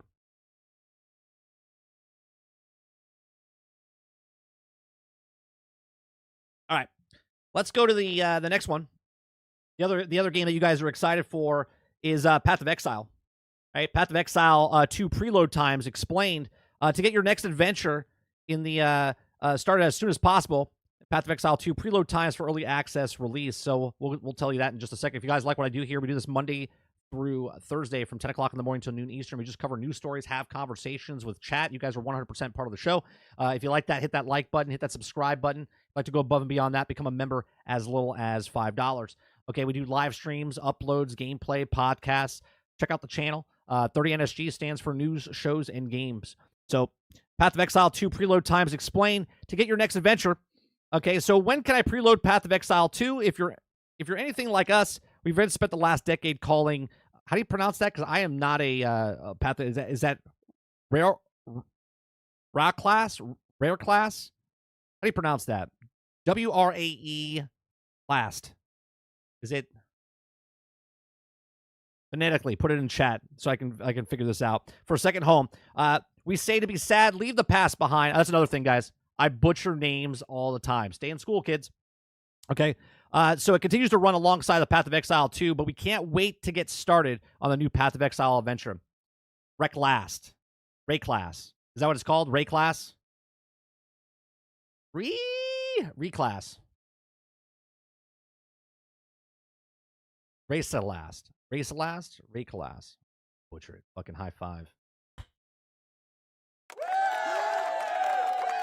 Thank you. As early access Path of Exile 2 release date approaches, we wouldn't be surprised if you're eager to get into the game as soon as possible. In the vast challenges of ARPGs, after all, you need every moment you can to get the grips on the Path of Exile 2 classes and a huge new skill tree. Luckily, we can now you can also pre-download Path of Exile 2, so it's ready to go at launch. Okay, so Path of Exile 2 PC preload times, early access Path of Exile 2 preload times are Pacific Standard Time, Thursday, December 5th at 5 p.m. Eastern, Thursday, December 5th at 8 p.m. Okay, so when GXG starts tomorrow night, you guys can start preloading Path of Exile. GMT Friday at December 6th at 1 a.m. CEST, Central Time, I believe. Oh, no, that's not Central. That's December 6th at 2 a.m. And then AEDT. What's AEDT? Is at December 6th at 12 p.m. Is that Australian Eastern? What is that? What is it? I've never seen that. AEDT? I love learning stuff every day. Path of Exile 2 is a free-to-play available on Steam and Epic Games, as well as the standalone launcher on Windows and Mac. Okay. The preload times listed above only refer to the standalone client. You cannot preload the game using a third-party launcher. The standalone client will be available to download from the official Path of Exile website at the above time. While there also may be small patches to download at launch, we also take fractions of a time to full download. If you're planning to play and have purchased the game on console, an official post of GGG states that pre-download is already available on Xbox. Meanwhile, for PlayStation, Founders Packs should go live 24 hours before early access starts. Purchasing one of these packs should allow the pre-download on PlayStation 5. With that, you have almost everything you need to know ahead of Path of Exile 2's preload times and release dates. Everything else you need can be found in the other guides, including how to earn and redeem Path of Exile 2 Twitch drops. The latest on Path of Exile 2 co-op, and perhaps the most importantly, Path of Exile 2's system requirements. You can also be sure to rig is ready as you are. So there you go. So there's the times for you if you guys didn't know. So if you're on the West Coast, 5 p.m., East Coast is 8 p.m., GMT is 1 a.m., CEST is 2 a.m., and AEDT is 12 p.m. Is it Australian? I believe so. Okay. Eastern Australian Current. Thank you. That's what I thought it was. I've just never seen AEDT. No one ever puts that. No one ever puts that.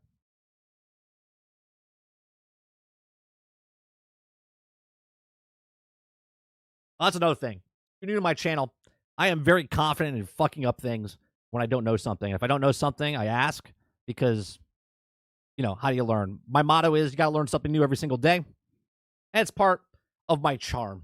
What's your opinion on Wolverine gameplay of Marvel Rivals? I haven't looked at it yet, Pola, and thank you for reminding me because I wanted to look at it. I haven't looked at it, so let's open it up. Let me see if I can. Let's see. There it is. I wanted to bring it up and look at it. So let's. This is my first impressions here. So let me get you my first impressions live. All right. I'm a huge Wolverine guy, so this will be fun.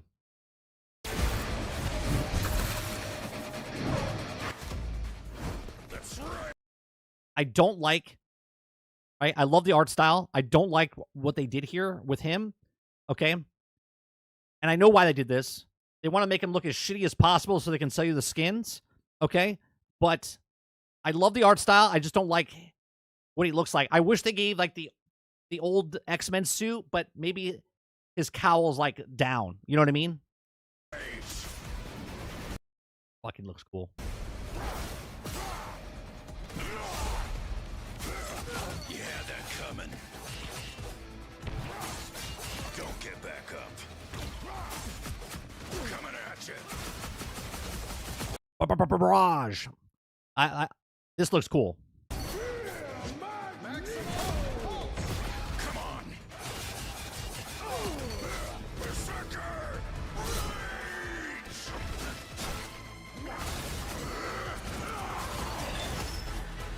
Told you I was the best.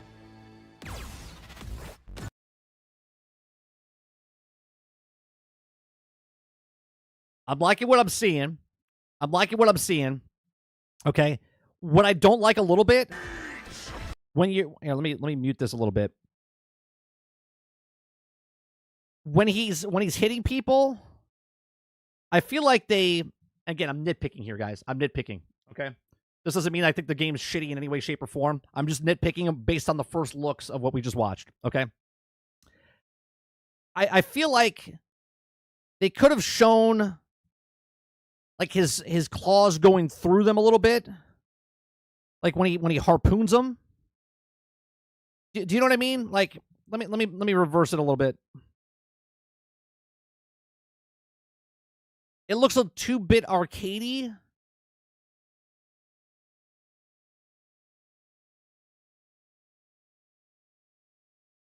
Like that's fine. The slashing is fine. It's when he dives at them. Like I guess that's just a push. I would think he would like stab him. You know what I mean? You know what I'm saying? I do. The slashing reminds me of the old Marvel vs. Capcom. Right? So he's got a bunch of stuff going on at the bottom. He's got his slash. He's got his like thrust or shift. Well, he's got to have healing, right? I mean, he what at what point? At 23 seconds right here? That's his heal? Okay. So right there, that's his heal. So E at the bottom here is his heal.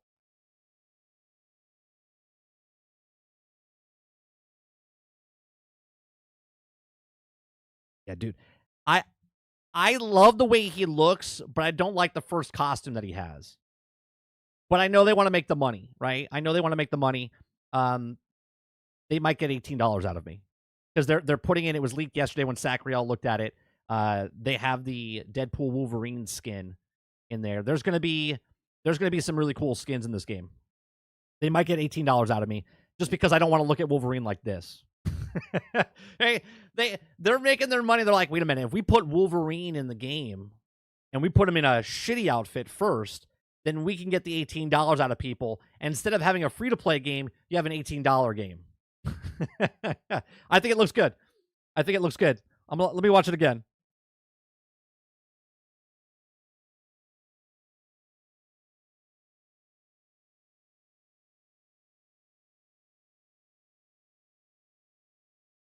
Yeah, I like it. He doesn't look too slow. He's got the little dash. 12-second cooldown. 16-second cooldown for healing. 16, I guess, because it would be too OP if it was less than that. His little slash thing is what, a 5-second? Hold on. Is it a 5-second cooldown? 3-second. 3-second cooldown. So it's a 3-second, 12-second, 16-second. What's the first maneuver that he does?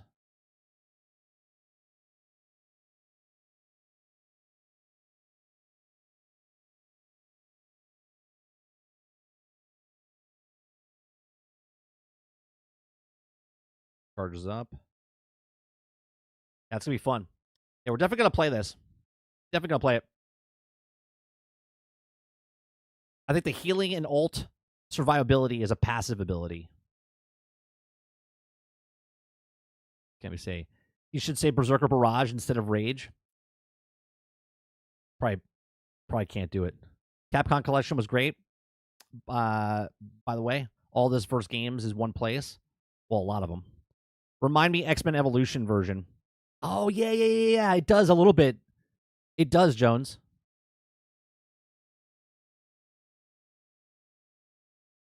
It's out in the Discord, Mike. Show it on the screen. I went to YouTube if you're talking about the thing. Let's see. As soon as I play buying the brown. Yeah, the brown Wolverine skin. The old school. Yeah. At least his animation with his hair when it goes to rage. Yeah, it gets spiked up like he's like a static charge. I think it looks good. That's supposed to be Wolverine. I mean, it is Wolverine. Wolverine's supposed to be short. He's supposed to be short. He's not supposed to be, Hugh Jackman, where he's like 6 feet tall. It's Wolverine's mom. Spider-Man's going to be that's a tough character. Oh, do we know what Wolverine's like star rating is? Is it like a 3-star? Is it a 4-star? Spider-Man's what, a 4 or 5-star? He's very it's going to take a long time to master. Yeah, I love the art style, L. I think the art style, I fell in love with it when they first showed it almost a year ago. I was like, man, it looks great. Makes me sad. It makes me sad that I want another game like this that's a PvE and not PvP. But, I guess we'll take what we can get. Yeah, Wolverine's short in the comics.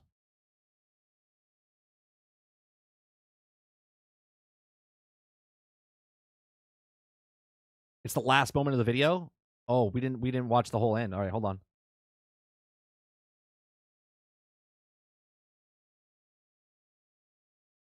I stopped it when the thing popped up.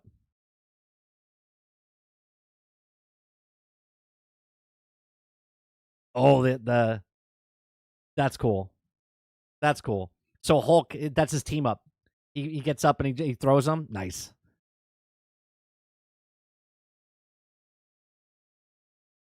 I'm gonna have to download this twice. I'm gonna download it on PC and I'm gonna download it on console. But it's not cross progression, right? There's no cross progression. So if you're gonna play, you have to play on one. I think I might play Path of Exile on PC and this game on console. That's a mistake. Cross progression should be a thing, but that's all right. Can't all be like Path of Exile. Cross play, cross progression, co-op, couch co-op, right? Can't be all like that. That looks good though. You guys see the $20 skin of his?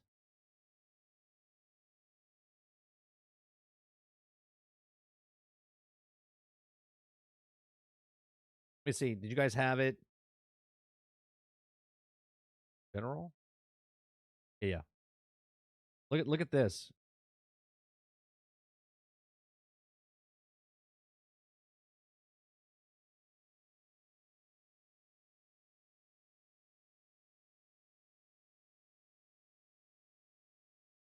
It's a little blurry. But God, it looks good. It looks good. Here's what I don't like. I know it's hard for you guys to see. I hate when they do this shit, right? So this number next to the 1800, it says 2200. Look, your imaginary numbers that you made up, okay? the imaginary numbers that you made up in your head, company, when you're like, oh yeah, it's 2,200, right? Which is $22. But they're like, but we're putting it on sale, and they slash it out, and they're like, and now it's 18. I fucking hate that. You're putting it there to make it look like it's a better deal because you said, oh no, it's $22, but we're giving it to you for 18.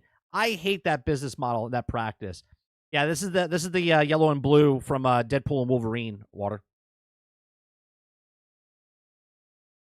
And what's it called? Wanda looks good too from the multiverses. Can only buy the intervals of 150. E says, I'm pretty sure a PvE mode is already on the table. Danny Koo in an interview said that they have no plans. Obviously, he could be saying that when directly asked, is there PvE? This was a couple months ago. He said, we'll see. He says, there's nothing on the table right now, right? You're saying it's on the table. I don't think he said on the table. He said, there's nothing planned right now, he said. He goes, but if we'll see down the road. I hope there is, right? And I said this last night, El, if I'm okay if they don't add a PvE into this game. But if NetEase decides that, hey, this is going really well as a PvP game, and they don't want to add a PvE mode into the game, then take this art style and just make a separate game, okay? Make it a PvE game, separate game with the same art style. The art style is... This is the comic book game. Can you imagine, I've said this before, can you imagine if this is what Marvel's Avengers looked like?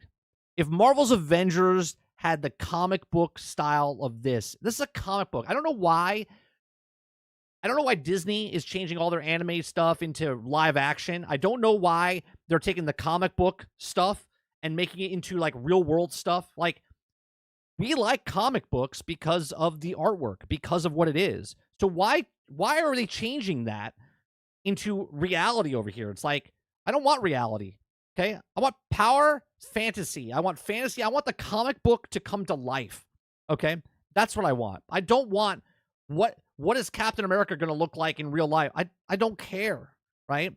I want comic book in my comic books. Give me comic book style stuff.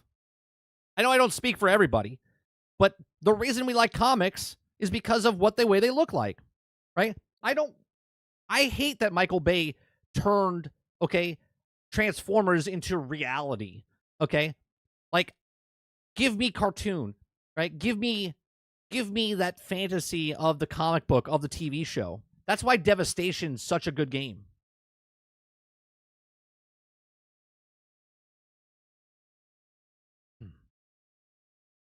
Paula says Overwatch funeral tomorrow. You're all uninvited.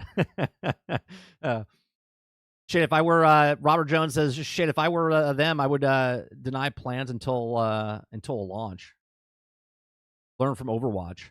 I think Overwatch should have made a PvE, and I think that Marvel Rivals makes a mistake if they don't make a PvE. But again, we'll see. If they decide, Mokoki says, if they decide to make a PvE co-op mode, I think they could make it more money. Some people don't like PvP. Mokoki, I'm probably going to play this game mostly offline, just against the NPCs, just to get the characters down. Travis says 38. So when they say Red One, we say Red One yesterday, my parents, who I treated to a movie, were like they want to go see it. Thunderbolts, Brave New World, and Kraven. They just want to see superheroes. I mean, I'm not excited about any of those films. Brave New World, Thunderbolts, or Kraven.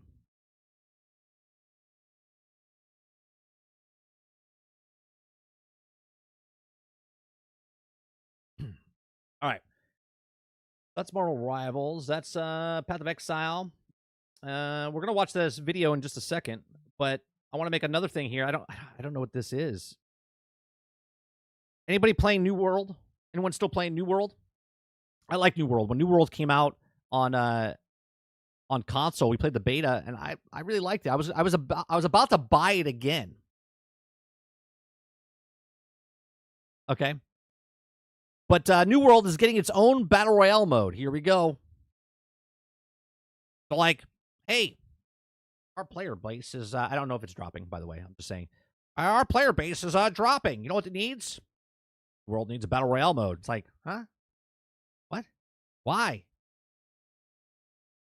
Here's the thing. If every game has all the same game modes, if every game has all the same things, you're oversaturating the market. People get sick and tired of this. They're like, oh, another Battle Royale.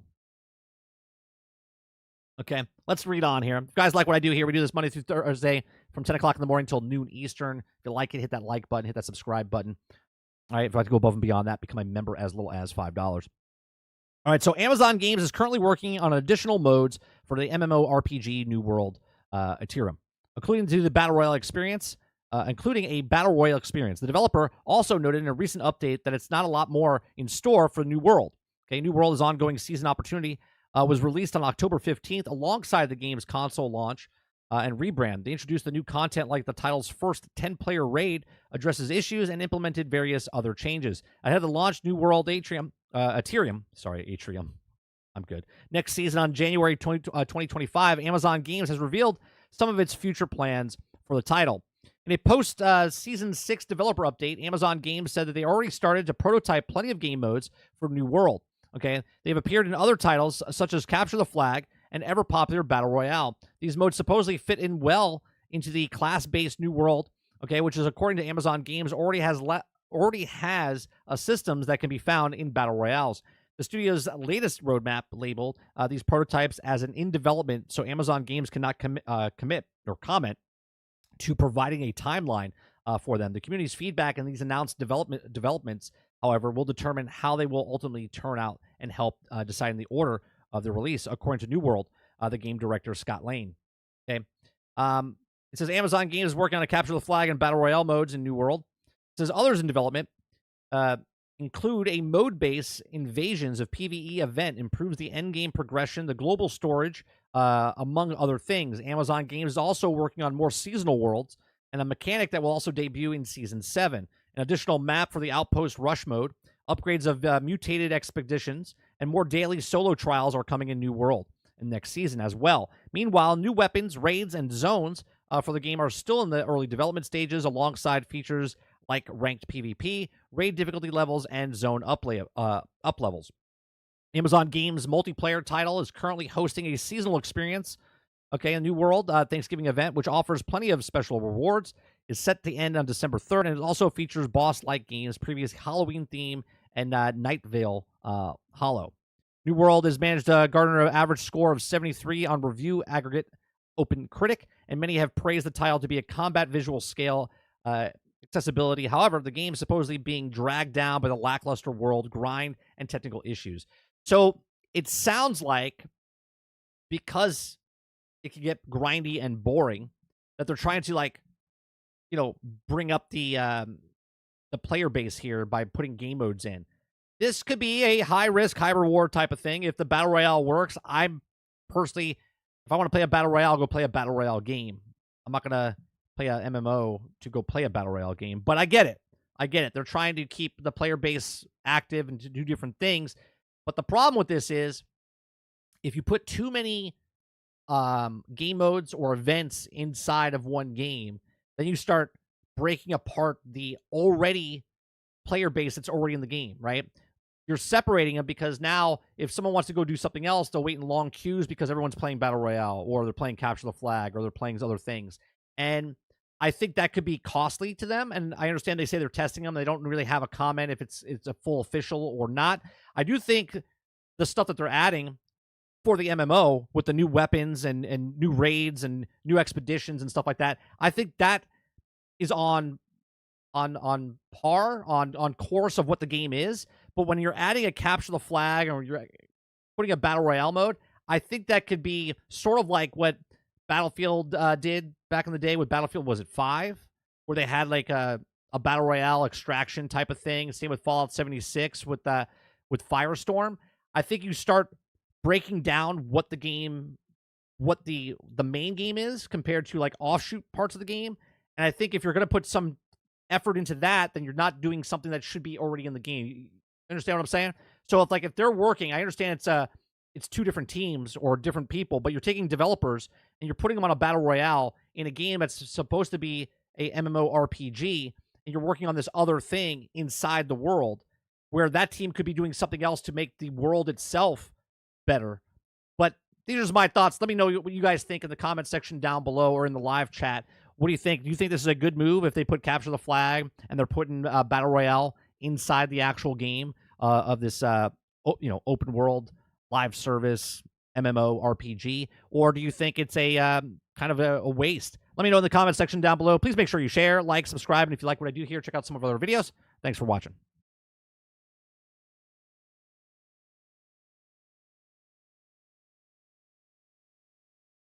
All right, let me just scroll back up. He says 30 is excited about the red one, though, because he looks like a J.K. Simmons. I like J.K. Simmons. Good actor. I don't think I look like him, though. God, are you saying I look that old? Jesus fucking Christ, Z. I should ban you for that. Battleborn is dead. Overwatch isn't. I say a few million people disagree with you, Travis. Oh, did Travis say Battleborn is better? Akuta Papa says 30 still on and off for New World. Cutler says, would SOCOM Resistance and Warhawk survive in today's market? That's a good question. I don't think they would. I think everyone wants like a SOCOM game to come out, but I don't think SOCOM would make it. I think SOCOM would.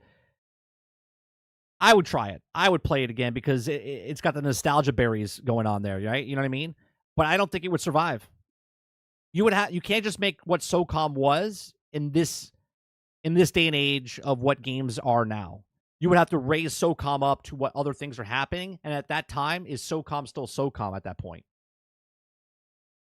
You know what I mean?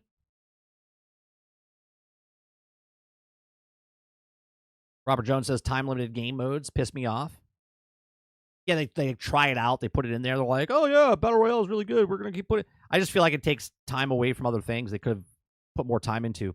More time, effort, and thought process of putting things in for the massive multiplayer online game, not a Battle Royale within a game mode in a game. You know what I mean?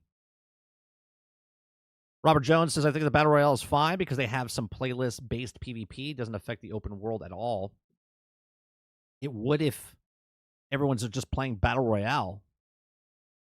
Travis says 30 man. Evidently, Cloak and Dagger is going to be broken, or at the least, several people don't like them. Or the video from Sadat made it clear he thinks they're going to be an issue. Look, yesterday we watched the video of was it Coach Mills? Okay, Coach Mills has a thing where he says that people were asking for Black Widow to already be banned. There was already a problem, and she's not even in the game yet. Okay, because she was going to be OP. We did that video. You guys can go watch my video that I did on that. Okay, and then he made a video last night after, and he said that Black Widow is a problem because she can one-shot. Then we watched Shroud play, and it wasn't a one-shot. And then he had another video up complaining about how she can't one-shot. The player base, and I'm not saying Coach Mills, because I've never watched this footage until yesterday, okay? But to complain that this person's bad because they can one-shot, and then they can't one-shot, and then this person's bad because they can't one-shot? Like, what are we talking about? What are we talking about?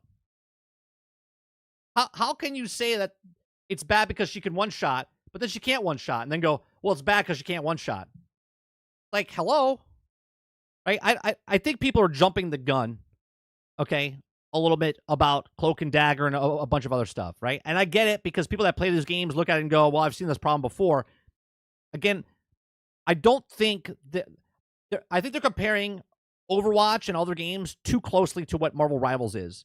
Marvel Rivals has way more players at start than the other games had right now, okay? And what I mean by that is, we said it earlier in the show, rock, paper, scissors.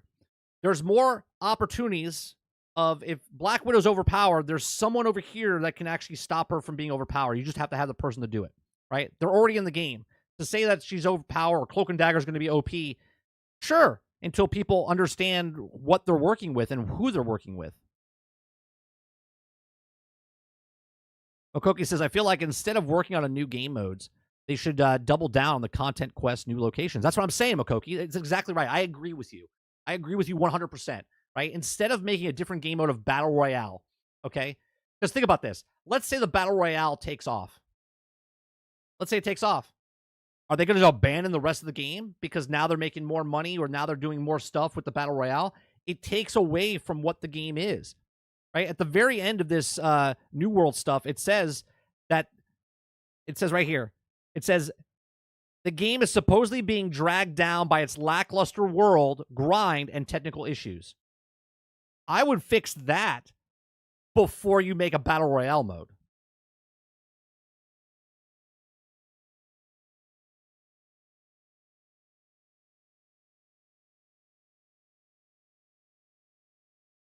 All right, we're going to watch Laura Fry's video because Makoki brought that up, and I think I want to watch that before I watch the Marvel Rivals one. If we have time at the end, Travis, maybe I'll watch Sadat's video.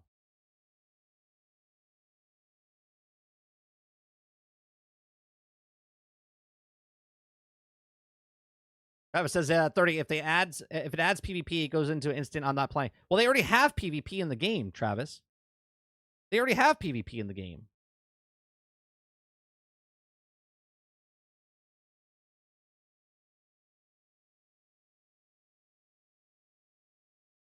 All right, this is 10 days ago.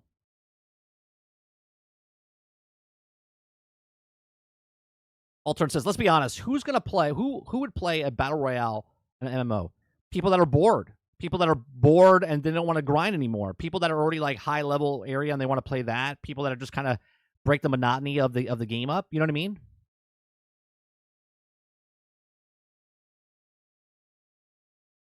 PvP has been in the game from the very start. MMOs always have PvP, Travis. Well, most of them anyway.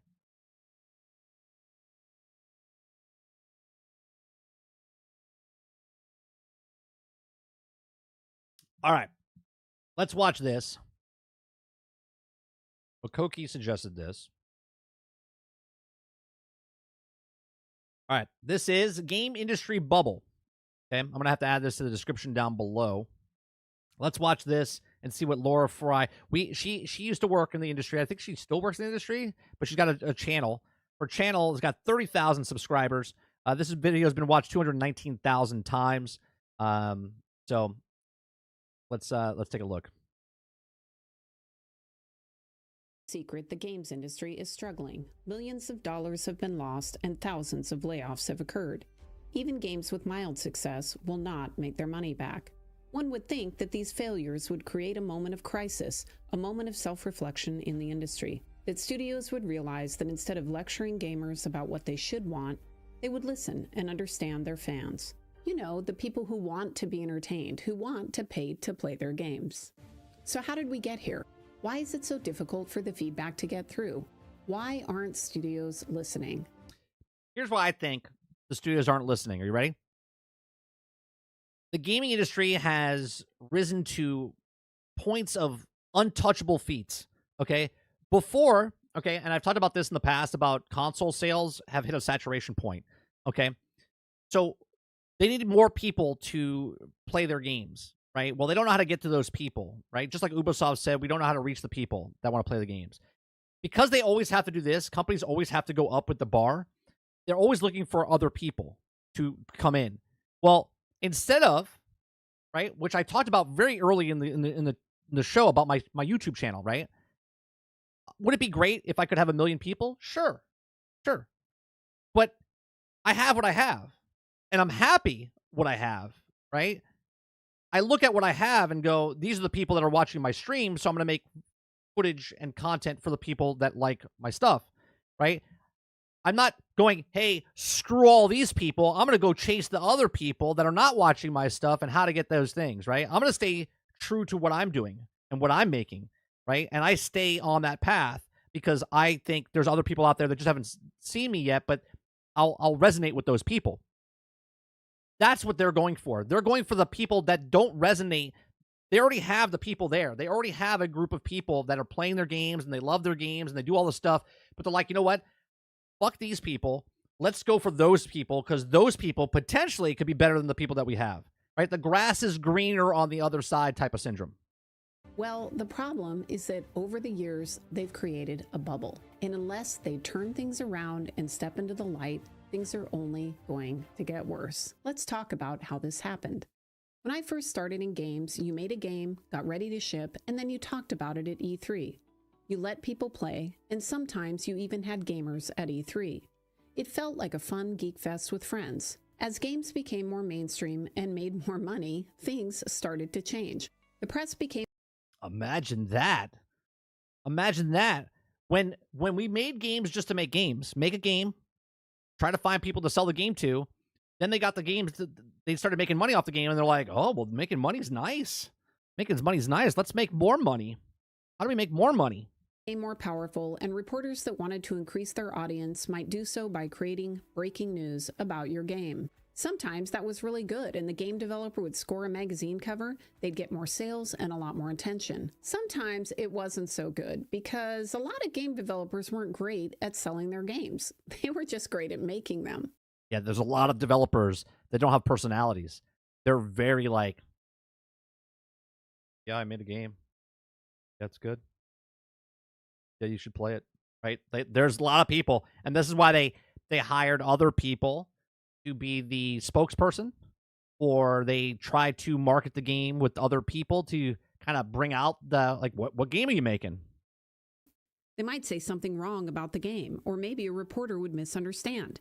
This could end up costing the game developer shelf space, sales, and sometimes their job. Noise in their makeshift trailer park across the street from E3. I think it's more honest. Like, we don't have to put on a big show. Our big show is our technology. Naturally, what happened was the game developers and publishers started to evolve out of self-interest. They needed to protect their investment, so they would set their message and their narrative very specifically before they went to E3. The last thing they wanted was for a reporter to misunderstand and print something that would hurt the game. Now, instead of game developers working 8-hour shifts on the show floor discussing their games, companies moved to designated spokespeople and had secondary people Look at that. It's like I know what I'm talking about. manning the booth. Many companies staffed their floor with beautiful contractors that couldn't answer any in-depth questions. Isn't that the worst? You like go to Best Buy, you have a question, or Home Depot, or any kind of retail store. You're like, hey, is this television set better than this television set? What's the frame rates to this? What's the megahertz of this? What's that? And they're like, I don't know. I just work here. Yeah, I know. That's why I'm asking you the question, right? They have no fucking clue.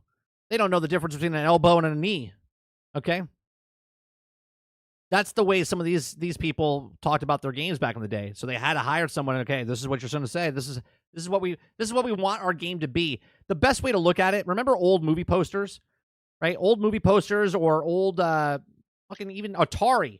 When you look at the cartridge, right? The cartridge had this beautiful artwork on it, right? Had like a Conan the Barbarian guy on there slaying a dragon. You're like, oh my god, I want to play that game. And then you put the game in, it's like one pixel fighting another pixel. It's like 3 colors. You're like, this is amazing, right? That's it. That's the advertisement, right? That's the spokesperson. The artwork spoke for what the game was or what the movie was, right? Back in the day.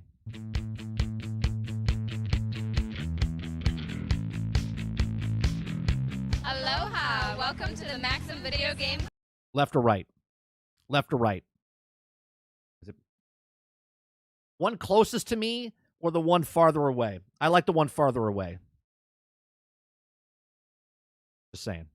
Quiz. This worked really well. Instead of having kind of a grumpy developer that had crunched in Al order to dente get the both. E3 demo done, you had beautiful, bubbly people, and they would set a great first impression of your game.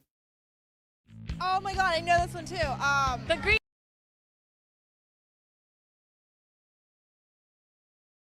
There's a lot of good-looking girls playing video games at E3. guy. Giovanni? No. The turtle. Fabio? No. I'm sure they're real good gamers. No. Leonardo? An added benefit was that no reporter in their right mind would quote one of these people as some kind of expert on the game, so it took away that risk. If a journalist wanted an in-depth interview or wanted specific questions about the game answered, then they were directed to a PR spokesperson. And these people were trained. They were intimately familiar with the game, and generally they didn't say anything stupid. And fortunately, we have a product for people who aren't This man single-handedly destroyed Xbox for a decade. able to get some form of connectivity. It's called Xbox 360. Right. So stick with 360. That's your message if you don't, Well, don't like it? if you have zero access to the internet, that is an offline device. This also really worked to increase the star power of game creators. People like stories about another person, right? It's hard to tell a story about the 150 people working on the game. It's just too much for people to keep track of. They want to hear about the star. Who is the co-creator of Halo? Who is Jason Jones? That is what they wanted to hear. These spokespeople became famous and often... Yeah, they became like rock stars. They're rock stars for geeks, for gamers, man. The press became their friends. It's natural for friendships to develop over time, and it helps in interviews if people know each other. It's great to see you again. It's good to see you as well. It's good to People see are this waiting still for us going. to get back together. And now is And the I appropriate venue. do always enjoy it, where you make up features and ask me if they're actually real. I love that Todd Howard just called him straight out to his face. Exactly. And then you go back and build them, right? No. Sometimes yes. Sometimes yes. We get the pressure to do that. Yes. This created a star power on the interface too. Suddenly, you weren't just a journalist. You weren't just a buyer for GameStop. You were friends with some of the most famous and powerful people in the games industry. If you played your cards right, maybe you'd get exclusive interviews or get to break stories after drinking. And that's when Access Media came into play, right? Where Access Media gets to things. If you say the right things, we'll give you the right stuff. One night. And the escalation continued. It became normal to wine and dine the press and retail buyers. Since games were on physical media, you had to have shelf space, and even better, cross-promotion with major stores. It was big business. Companies had to manage hundreds of these people at E3. So Xbox had a handler for every major press person and retail buyer. The handler would make sure that the experience for these people was top-notch. For press, it was a PR person. In the Xbox case, they had internal PR and an army of contract PR people from a company called Edelman. They were beautiful, smart, and funny people. For the retail buyers, it was easy because Microsoft already had someone internally that managed every account, and so those people would be the guides for the retail buyers. We got 400 retail. Waterbear says the gaming industry has been taken over. Oh, hold on a second. Sorry. Has been taken over by the cool kids. It's no longer owned by the nerds and the guys that wore anime clothes in the schools, like myself. Yeah. I used to get beat up. I would beat up, but people would try to beat me up, Water, because I liked video games. I didn't go to school when I was younger, and when someone asked me, what did you do? I was like, oh, I played Mario. I played all these different games. Nobody was like, oh yeah, me too. Right?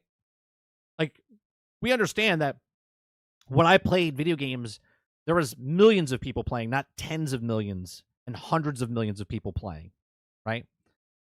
Retail pros ready to hang out in the Xbox booth and learn why Xbox One is the best place to play games this year. Where's the best place to play games? If you were a VIP, you would check in for an appointment at the desk and have a first-class tour. Access to a VIP section where Yeah, I was scrappy, El Dente. People would try to beat me up, but then, they got a rude awakening. you could eat, drink, and mingle with Xbox and game royalty. On the tour, you might see a presentation by one of the creators followed by a hands-on demo, staffed appropriately so that your experience was perfect. This sometimes meant that they would even win when they weren't very good at the game. I like that you actually went through 3 hurdles. Great show back in the day, Chuck. I don't know if you guys ever watched Chuck. Love that show. And you still finished first. So that's because I run so fast. No matter how many obstacles I hit, I can just make up for it. That's fun. It's pretty phenomenal.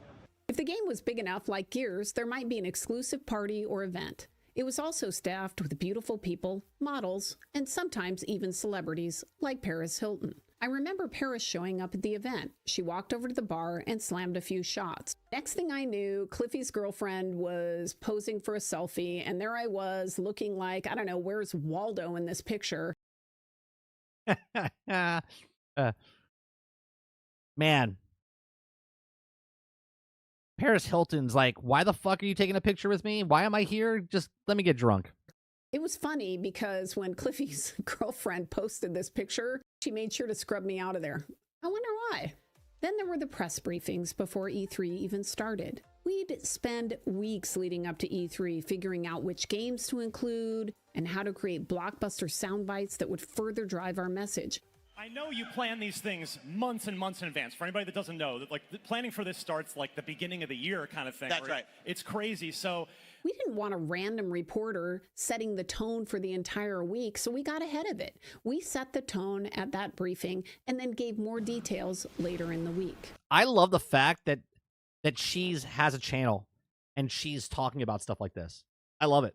And it worked. Sometimes reporters would just report your message exactly, like this article which mirrored our internal XNA messaging. We knew that it was insanely ambitious to assume creating a game engine like XNA was going to somehow change the entire dynamics of the console business. But reporters liked it, and they ran with it. And this still happens. As you saw with Dragon Age, a return to form is exactly what the designer wanted the press to say. Managing the message was critical to a studio's success and was done for survival purposes, but it sadly started to hurt gamers. You now had an industry that was in a bubble. Yep. As the friendships and relationships grew, only journalists... Yeah, no.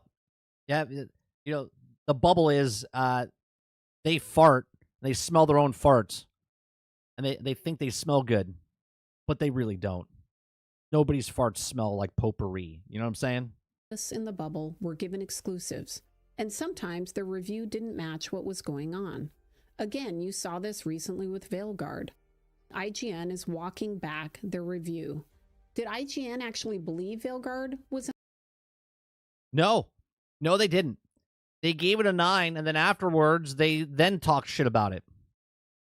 What the fuck is that analogy? It's exactly what it is, Altern.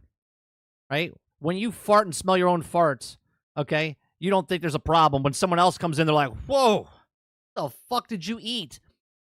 That's what the gaming industry is right now, right? They're in a bubble, and they think their shit doesn't stink. They think everything's perfect. They don't take criticism, okay, because of they think they're perfect. They think, that, well, if I say something bad about this game, then they're going to have I'm not going to get the access that I want, right? Because if you farted and I come in the room and I'm like, what the fuck, Altern, did you just fart? You might be oh, God, he embarrassed me because he just pointed out that what I did. Okay? That's what the gaming industry doesn't want. They don't want people pointing out that they just farted in the room. That's what that analogy is. It's a 9 out of 10, or did they intentionally ignore the flaws? Did they play the game? Did they like the game, but then after they got into it more, they decided they didn't like it anymore? It's just confusing as to why it appears they're walking back that review. Is it because suddenly they're seeing that gamers don't like it and the sales are going to be low? That's exactly right. Because now they're trying to position themselves in, oh no, we're one of you guys. This is Steve Buscemi. Hey, fellow gamers. That's what IGN's doing. IGN stood there and told you that it was a 9, and then everybody else played it and said it's not a 9, and they're like, hey, fellow gamers, we also think it's not a 9. Get the fuck out of here. I don't know the answers, but it's not a new story. Then there were the awards at the shows. For game developers, it was a way to keep score, to get more marketing and support for your game. It was a way to gain more shelf space at retail. Look, an expert loves my game. See, IGN says I'm a 9 out of 10. Please give me more shelf space. This created even more power for the journalists because they had a chance to create their own brand. Altern says, I will just say it was you that farted and walked away and blame you, like the industry does, calling people sexist, racist, and stuff. See how that analogy involves now? Exactly right. Still works, doesn't it? And suck up to the bigger business of Hollywood. Then YouTube took off and threatened to bring the whole thing down because suddenly you didn't have to listen to a print magazine. You could just go watch the game being played online and hear what that person had to say about it. It took a while, but the industry started to notice. I remember being at WB Games and arguing with our PR team about this. Being a Hollywood company, they loved the current setup. They had been cultivating these relationships for years. They knew and loved the model. They didn't want to embrace the new reality. On Gotham City Imposters, we wanted a presence on YouTube, so we made the videos ourselves. All of these videos were done by the actual game developers. They didn't have a budget or help, just their own creativity and time. Here's another thing that they do. There's companies that what she's saying right now is that they didn't have a budget, they did it themselves. But now there's people pretending they have no budget and they're doing it themselves, but really it's high production value, if that makes sense. They're trying to make it like, oh no, we're just scrappy little developers that we're trying to, we're just doing our thing. But they're still being produced heavily from behind the scenes to make it look like they're down to earth, like they're just one of us. Once the big companies caught on that YouTube and streaming was here to stay, they started the process again. The playbook was the same. Cultivate a relationship with the most popular streamers and YouTube personalities. Yep. Instead of celebrities, now you just pick the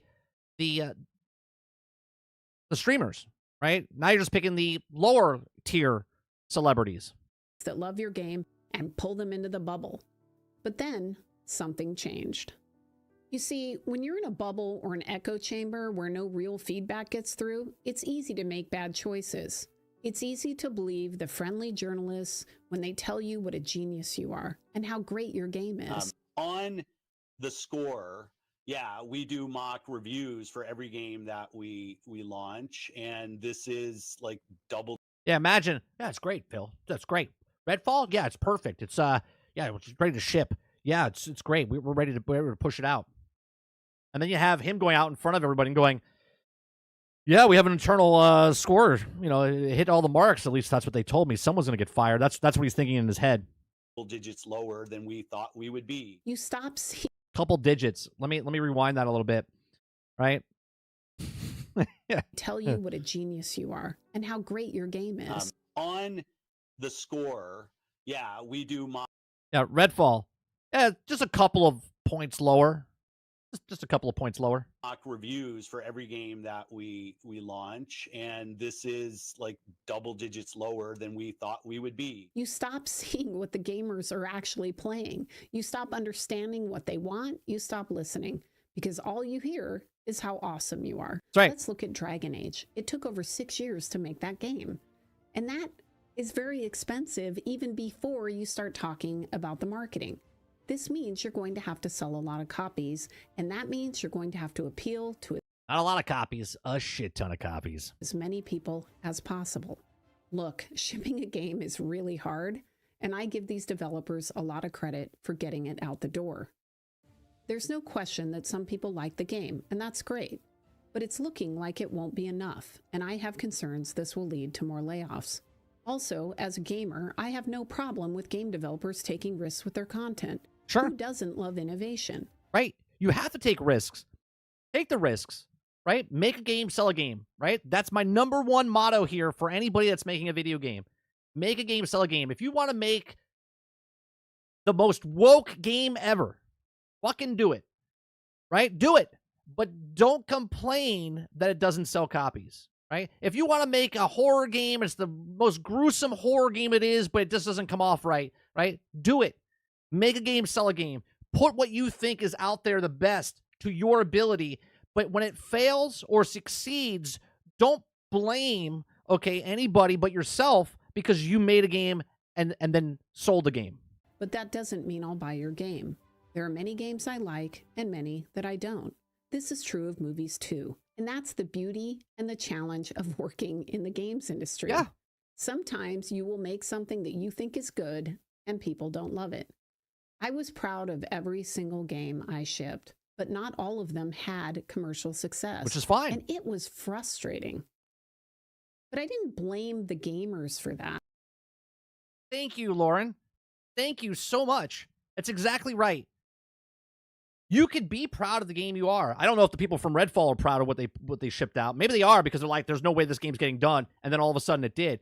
And you could be proud, right? I've worked on plenty of fucking feature films that I was good with my work, but the overall picture just sucked balls. Okay. But I'm still proud of what I did, what I put in my time. Okay. But I didn't say, oh, well, that movie failed because of you. You didn't go watch the film. No, because the movie sucked. Okay. The show sucked. That's the way it is. Okay. Not everything, like as I always say, is going to be a bestseller, blockbuster film or, number one, bestseller book on the charts. Okay. You don't blame. Make the game you want to make. Put it out there. And if it fails, it fails. If it succeeds, it succeeds. But don't blame the gamers for your game succeeding or failing. Okay? Obviously, succeeding is you made a good game, so people bought it. You made a shitty game, people didn't buy it. Done.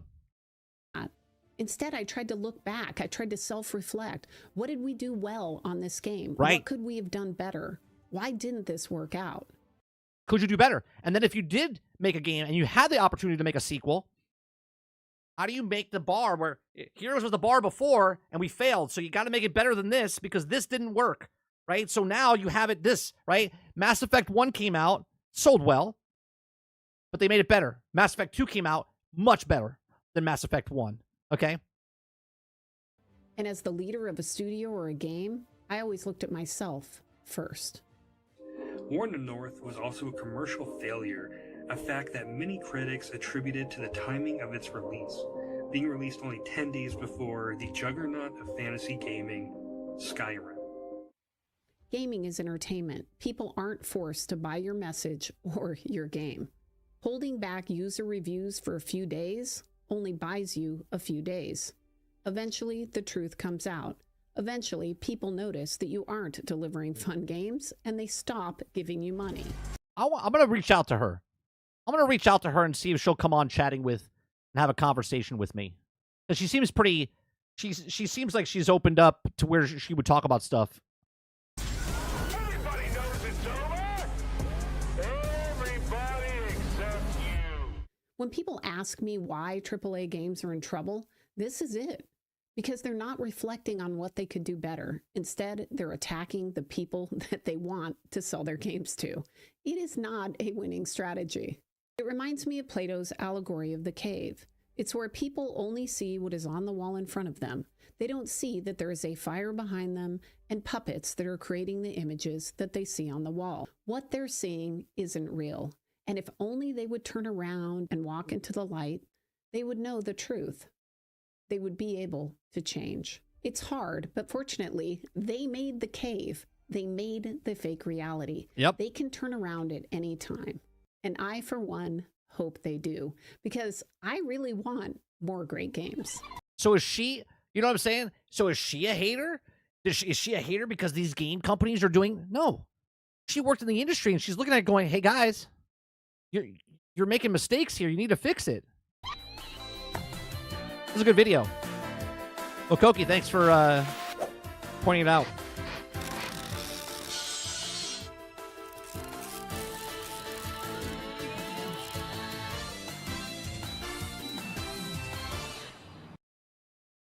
It's no... That's good. Yeah, it's the same person that made the Gotham Imposters. We watched one of her videos a couple months back. Yeah, look, it's nice to see people that doesn't think their shit doesn't stink, right? Like, she literally said it out loud. Like, this is what's happened in the industry. She's been in the industry for like 20, 30 years, okay, in the industry. Okay, she's worked on shitty games and she's worked on great games. Like, you can't make it something and then blame other people because it doesn't work. You put a game, you worked 6 years on a game, it comes out and doesn't work, and you're like, it's because you're sexist. Oh, it's because the gamers are racist. Oh, if you don't like it, then don't buy our game. It's like, what kind of strategy is this? What kind of, like, edgy thing is like, you don't like my content? Go fuck yourself. It's like, a bold move. You could try it. I don't know if you're going to make a lot of money. You might get some respect for some people. Be like, yeah, go tell those trolls. But it's like, you're literally pushing out the masses. You're like, yeah, I don't want to buy that game. Like, the company, like, what's happening right now with Matt Hansen from Obsidian, where he just had like TNT and he just like ignited everything. Like, he's throwing up stuff on the internet, and yet The whole company's going to get, taken down because of this one guy who's got a mouth on him, and he can't just stay fucking quiet.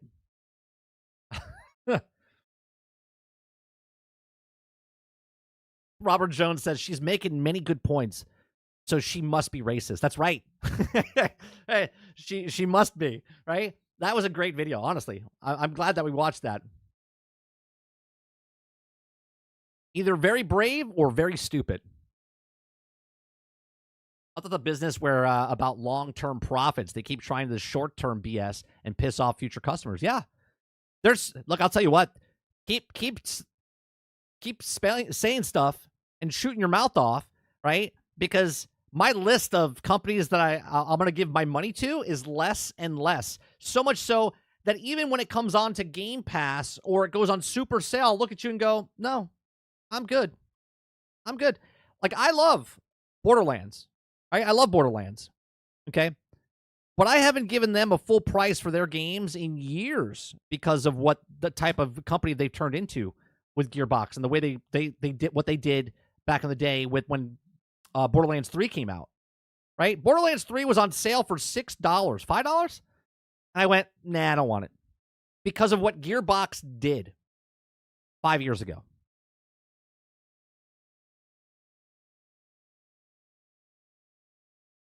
Oh, thanks, Makoki, for bringing that up. Yeah, like I said, I think we watched something from her. Let me see. We watched 2 months ago. The first video we watched from her was this one right here. Culture Killed Concord is the one we watched. Okay? That's the first one that we watched, and then we just watched this one. So we watched that 2 months ago. So I appreciate you bringing her back up because I totally forgot about her. I'm gonna subscribe to her because I totally forgot to do that last time. So let me actually let me put that her channel in the description down below.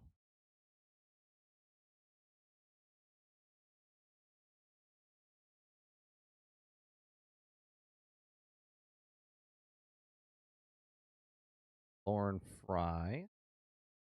Then we just watched this video. Put that in the description.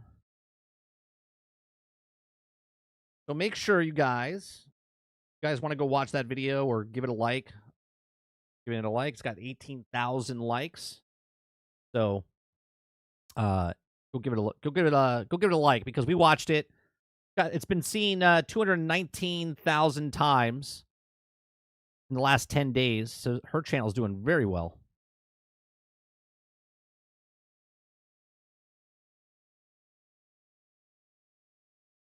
Yeah, I'm gonna reach out to her. I'm gonna reach out. Don't know if anything will come from it, but if it does, it'll probably be sometime next year. Because the holidays and stuff right now will probably be really rough to try to get her on. I'm definitely gonna reach out to her, see if I can get contact information, and reach out if she wants to have a conversation. I think it'd be great. Yeah, I would love to talk to her, right? Because I wouldn't talk to her as like a hostile takeover of like, tell me about the industry, right? I would love to know about where she came from, how'd she get into the business, what she did in the business, right? I don't want to look at her resume. I want her to tell me what she's done, and then I want to have a conversation about, basically what she made in the video and get her thoughts on it, right?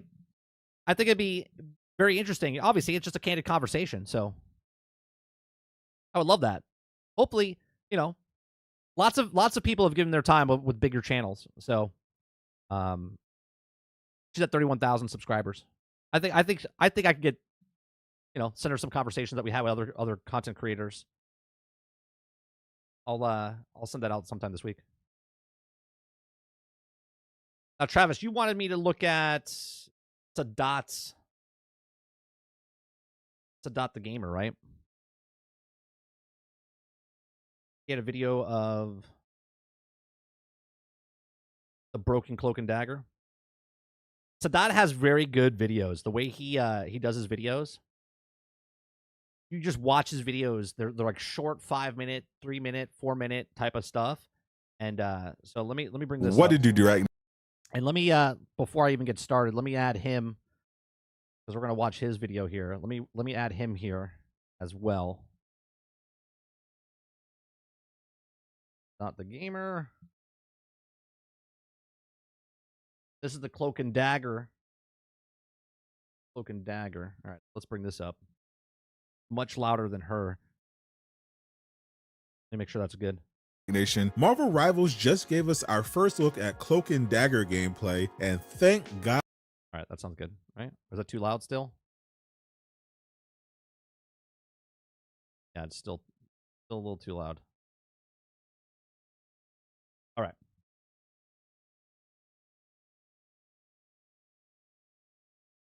What did you do, Direct Nation? Marvel Rivals just gave us our first look at Cloak and Dagger gameplay, and thank God they're a healer. Besides Captain America, every new character showcased in Rivals since Gamescom has been a duelist, the DPS class, and supports have been waiting for somebody new to be added to the roster. Well, Cloak and Dagger were definitely worth the wait based on their gameplay trailer. They are a strategist because there is a lot going on in their hero kit. It'll take some skill to use them, but they have the potential to be one of the best characters in the game. So let's go through the abilities so you can hit the ground running with Cloak and Dagger when the game officially launches on December 6th. First, hit the like button if you appreciate these quick character guides so more rival players can see it, or leave a dislike if it wasn't helpful at all. Once again, W's in the chat for the design team because Cloak and Dagger both look incredible. Rivals also revealed their first skin, Growth and Decay, which also looks amazing. NetEase is going to be printing money this month. I agree.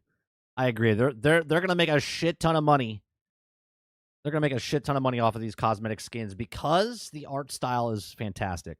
With all these fire skins. Now, there's a lot going on in these gameplay clips, but their kit also seems easy to understand. Dagger heals the team. Is this the video you wanted me to watch, Travis? Cloak debuffs the enemy. Dagger's normal attack is similar to Luna Snow and Loki. She can shoot daggers made of light that heal when they hit your They're like tracing ally or do damage when they hit the enemy. You get 12 shots before you have to reload, and they also explode on impact. What's crazy about these daggers though is you don't have to aim. If you look closely, when she shoots at Mantis, a special red target appears around her, and the dagger is actually supposed to miss because yeah, but how much damage they're doing? They're probably not doing that much damage. Just got knocked up in the air by Venom, but the dagger instead a little bit curves upward and hits Mantis anyway. She does the same. They're hitting. How many does she have? Locking on to damage him, and then locks on the Venom to heal him. This already makes her normal attacks better than both Luna and Mantis. Her right click sends out 3 daggers that creates a large dome that slowly heals Venom over time and has a 15-second cooldown. Now she switches to Cloak, and we see him use his right click, which seems to be similar to Wanda's mobility skill that makes her invisible and allows her to float. Once he's in position, he sends a wall of purple energy that does decent damage but appears to debuff. That's big damage right there for that. You could take out a lot of people if you time it right. Look how much energy is taken down off of them. Debuff Mantis and Rocket. Based on the icon for the skill, an eye with a line through it, the skill messes up the opponent's vision, which explains why they can't seem to shoot Cloak even though he's right in front of them. He just picks them off with his normal dagger attacks, which have infinite ammo but probably have no effects. Both cooldowns are 12 seconds. This next scene is what makes this character absolutely insane. Dagger is helping in a 3-on-1 against Doctor Strange. She uses her E, which pushes forward a wall of light that I assume heals allies, but it missed Venom and hits Moon Knight, who was already at full health. It does a small amount of damage to Strange, but this is where things get crazy. She switches back to Cloak, and then Doctor Strange attempts to use his ultimate to stun them all in place. But Cloak activates the right click he used previously to float, and the darkness extends to his allies and makes them all immune to Doctor Strange's ability. That is a ridiculous skill, but you for sure need to be locked in and know when best to switch to Cloak and have the reflexes when to do it. React in time. The next scene is pretty great as well. Here we see Dagger managing to out-heal Star-Lord's damage, keeping Moon Knight at full health, which is one of the things I was worried about. A main healer needs to be able to apply a lot of healing to counter DPS, and overall it looks like Luna, Jeff, and Adam are much stronger in that area. But then Dagger switches to Cloak as Star-Lord triggers his ultimate, and we get confirmation of what the it's weird. Okay, so you see the little bars, Robert, because you're asking if all the characters have the same amount of health. There's different amounts of like stopping points, right? So like chunks of health can go down, but they won't go past a certain point. It all depends on the character that you are and if they're like defense or whatnot. The ability does. It hits Star-Lord for a chunk of health, and then we switch. Like I think they can get like tinier or longer or whatnot. To his perspective to see that it applies a If I'm debuff not that mistaken. makes your entire screen purple so you can't see your enemies. Starler's ultimate has hit scan as well, but he can't lock on to anyone and gets taken out. The last clip shows their ultimate, but it's hard to tell what it does other than make them invincible while they do it and leave a hazard on the ground that does damage over time. Overall, I think Cloak and Dagger is very strong, but will take a decent level of skill to use properly. I also think you need a stronger healer like a Jeff or a Luna to pair with them, because Dagger doesn't seem to heal enough based on the amount of damage that can be done in the game to carry on her own. Also, neither Cloak or Dagger seem to be able to self-heal unless Dagger runs inside the Dome of Light, which is a big disadvantage as a healer. But I'm glad support players got a cool new character to use, and I hope Marvel Rivals prioritizes adding even more next. If support isn't for you though, you're going to want to check out Black Widow. I don't think there's a problem though. Right? I don't think there's a problem though, Travis. What's the problem? I don't think any of these characters are OP in any way, shape, or form. I think based on it all depends on your skill level. If you can do it or not. You know what I mean? A good breakdown of what Cloak and Dagger can do there. Give a like over to Sadat. He's gonna be playing a crap ton of Marvel's Rivals when it comes out. So Black Widow can't go around one-shotting everyone, right? No. Which the video that we watched yesterday, he made another video saying that's a disadvantage now that she can't do it, even though the first video he said it was a problem because he could, or she could. Eclipse says tanks have more health and they use like 500 to 600 DPS or 250 to 350, and the healers are usually 200 to 250. Travis says, I don't think there is either going to be all about you and your team and your team. We all know we can't be one person team.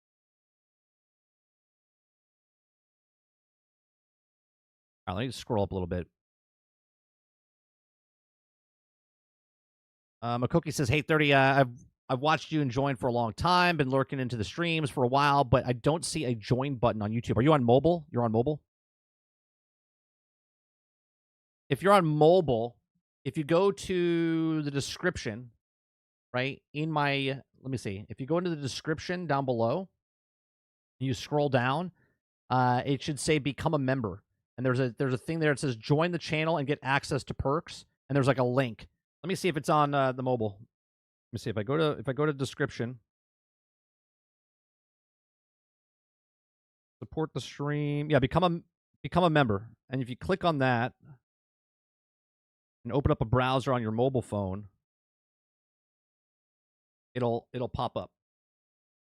Yep, it'll pop up.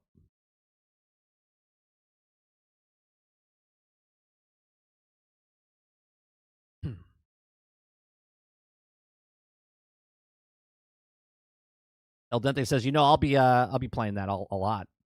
I think I wasn't excited up to the point because this year I kept my expectations low for a lot of stuff. Okay. He must be on Apple. I'm on Apple. I just showed you it worked, Argus. Yeah, I just showed you it worked.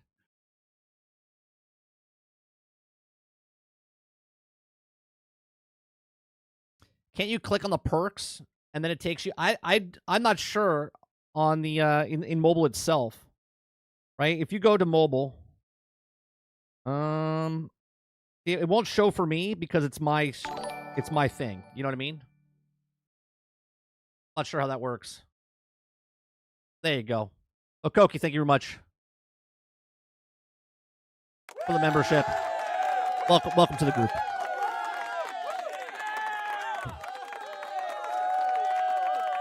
Yeah, I don't think you can find the join button, but I don't think I can see my own channel join button, obviously, because if it's not my channel, I go to someone else's. I think it's there. Let me go to someone else's channel real fast.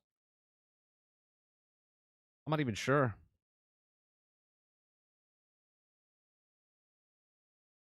Let me see. If I go to someone else's channel, see perks. Subscribe, see perks. Members only. Yeah, it shows up. It shows up if you say see perks. Yeah, I appreciate that. Thank you very much. Dolphin, you're always behind. You're always behind. If they change Reactive to be more like Rivals or did another Transformers game in the vein of Rivals, would you play that? Does it work as a hero shooter? Sure. Yeah, if they did a Transformers game like a Marvel Rivals, I think 100% it would work. Do I think they should make that? No. No, I do not. But 100% it would work.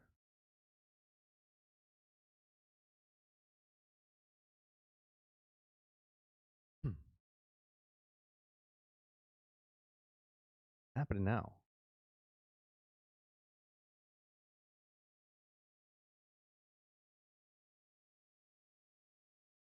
Hold on 1 second. Sorry.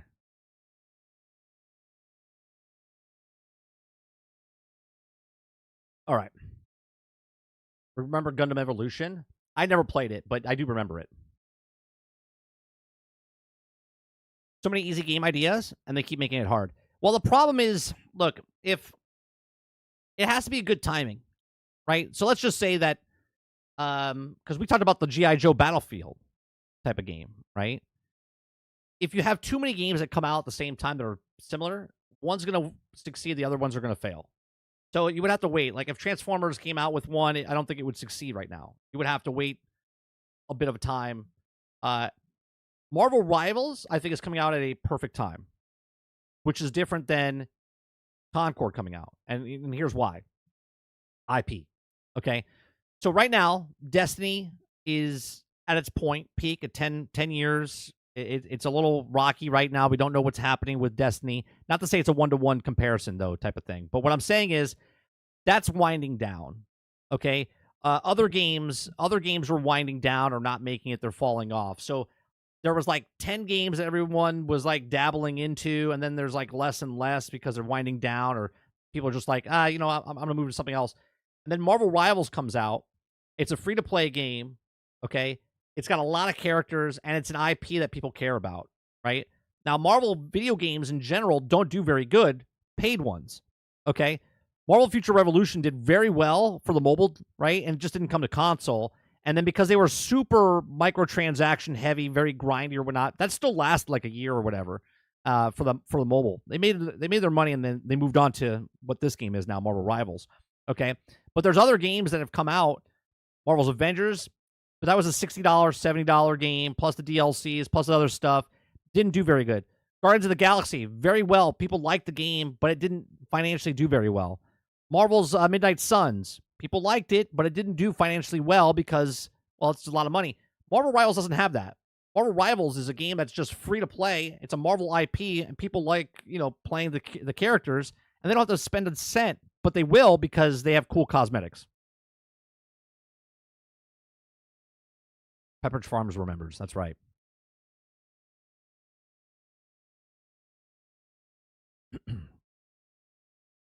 Ron Slusher says Transformers game should launch the same day as GTA 6. You shut your mouth, Ron. Yeah. God forbid it does actually come out next year and it comes anywhere near GTA 6. That'd be awful.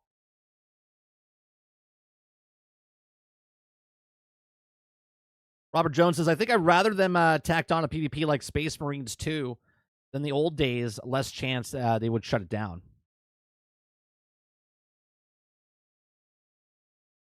Travis says Guardians of the Galaxy was amazing. It came out before Avengers. Stigma would have done great. Right. If it came out before Marvel's Avengers, Guardians of the Galaxy would have been good. But because of the poor taste that was left in the mouth of Marvel's Avengers, that's what happened to that game. That failed, and Midnight Suns failed, and all these other ones failed. This is what happened with once Force Awakens and Last Jedi came out, Solo failed, and all those other things failed because of The Last Jedi for Star Wars. It left a bad taste in the mouth.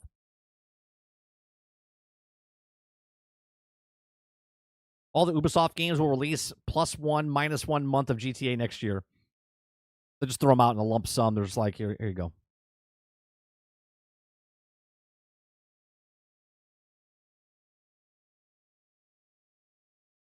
Yeah. All right. Let me look at Twitter here. See if there's any other news that popped up before. We'll be back tonight for Shooting the Shit with Sarge. We played some games with him.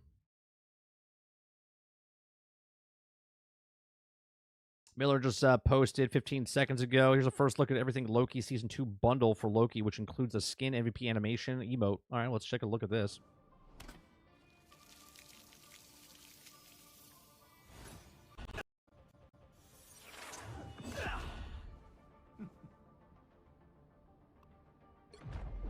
This is Loki Season 2. Hold on a second. This is Loki Season 2 bundle.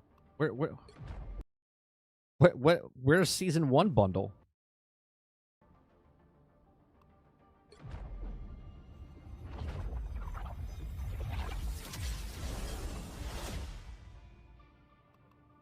I hate that shit, man. I hate that it's $24, but we're giving it to you for this low price of $18.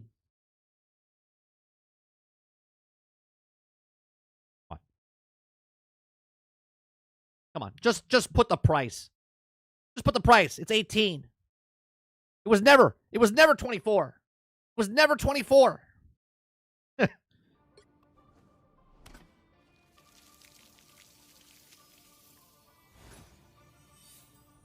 After you put 18, you put it on sale, then go from 18, then it goes down to like 9. That would be a sale. It was never 24.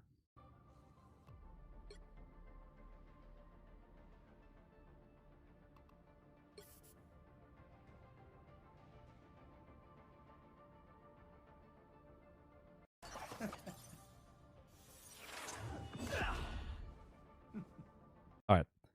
That's a rewind again. Let's see if Miller's putting anything else out there, because he's putting that. Oh, we have Mantis. Mantis. Oh, he's putting a bunch of stuff.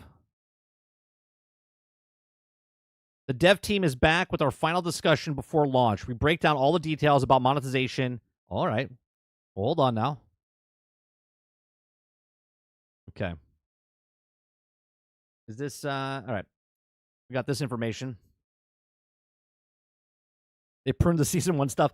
Dev Talk Diary, Dev Talk number 7, monetization. Dear Rivals, thank you so much for the excitement. Just a few days away till launch, and we wanted to dive into the various offers that we're putting forth to everyone. As you know, Marvel Rivals is a free-to-download heroes maps, and other gameplay elements are completely free. Okay? They'll be charging for cosmetics that will also provide only visual changes with no stat bonuses or pay-to-win elements. The team has poured its immense effort into designing and crafting these in-game cosmetics, many to draw inspiration from Marvel's iconic comics, films, and other works. These items are not only a tribute to Marvel's artistic legacy, but also a way for us to reinterpret to capture different facets of Marvel's universe. Butchered that name. Okay, in-game currency. The game will feature 2 primary currencies. Okay, latency and unit. Latency is gold currency, is a premium currency obtained by VI purchasing. Units is a blue currency, can be exchanged for a 1-to-1 ratio using Lacey's additional units. Additionally, units can be earned for free in a limited quantities via the Battle Pass, achievements, and events. Okay, so wait a minute.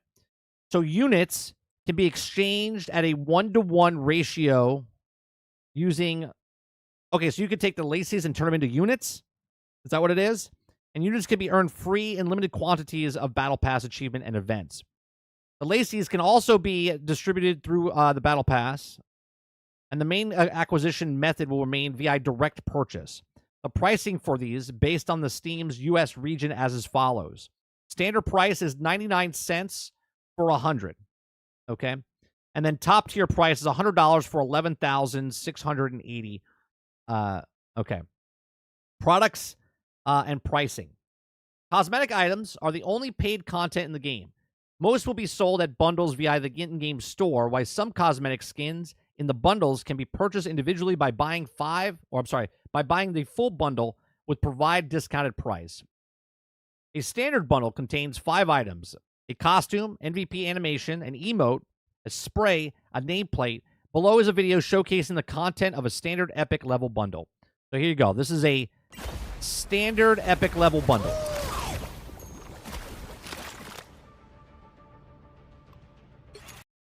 So that's what it is, right? It's a bundle.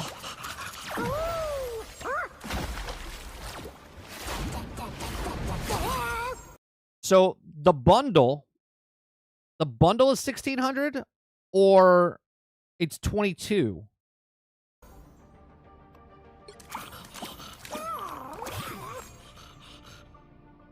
So it's five. It's a okay. So you get 5 items for 1,600.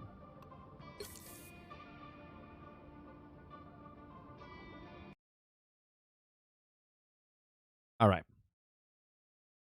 Okay, we have Loki. Loki Season 2 bundle. Bundle pricing. Standard Epic Quality bundle is 1,600 units. Standard value is 2,200. A minus 28 discount. I hate that. Just put the price of 1,600. Standard Epic Quality is 1,800. For standard value is 24. And the standard legendary quality is 24, which was supposed to be $33. Jesus. The Battle Pass will also feature exquisite and dazzling cosmetic items on par for those that sold in bundles. Below is a video showcasing a legendary quality costume series from the SO Battle Pass.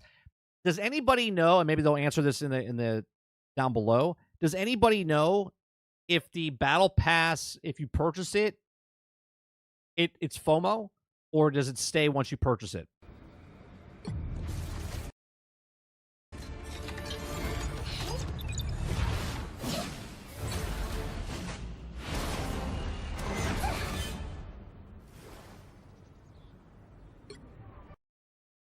Okay, so each thing is 200, 200, 200, 200, 200, 200. 400. Okay, Galactic Wings requires luxury battle pass. Purchase luxury battle pass. Okay.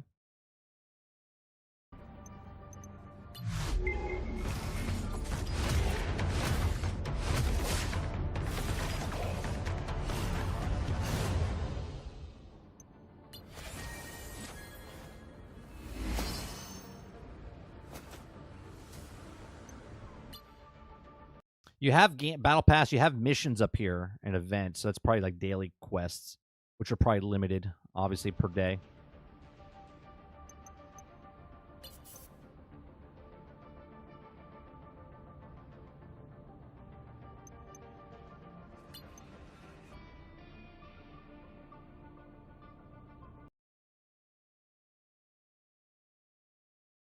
Okay.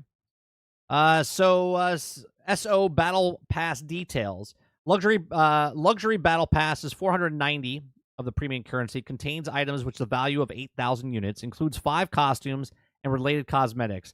After purchase, you will redeem items by earning Cryo tokens, Battle Pass tokens, through tasks and events.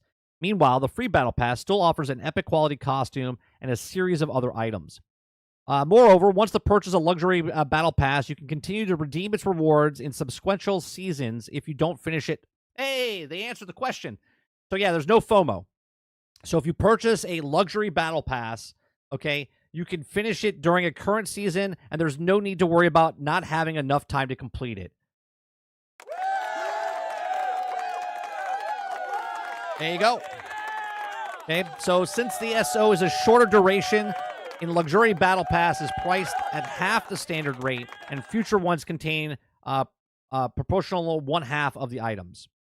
Free cosmetics. In addition to the monetization system overlined above, achievements and events will provide free costumes and other cosmetic items. Free units will also be distributed, allowing you to purchase paid cosmetics without spending money while still enjoying the cosmetic items. Your hard work will speak for itself as you look good for battle.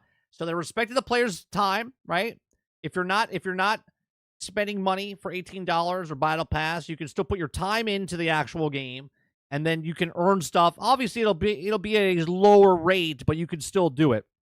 Okay, so this concludes our explanation of Marvel's Rivals monetization items. Thank you for support, and if you have any suggestions and thoughts, feel free to share the item or them. With always listening to the community. Look, I think this is fair. Okay, free to play game.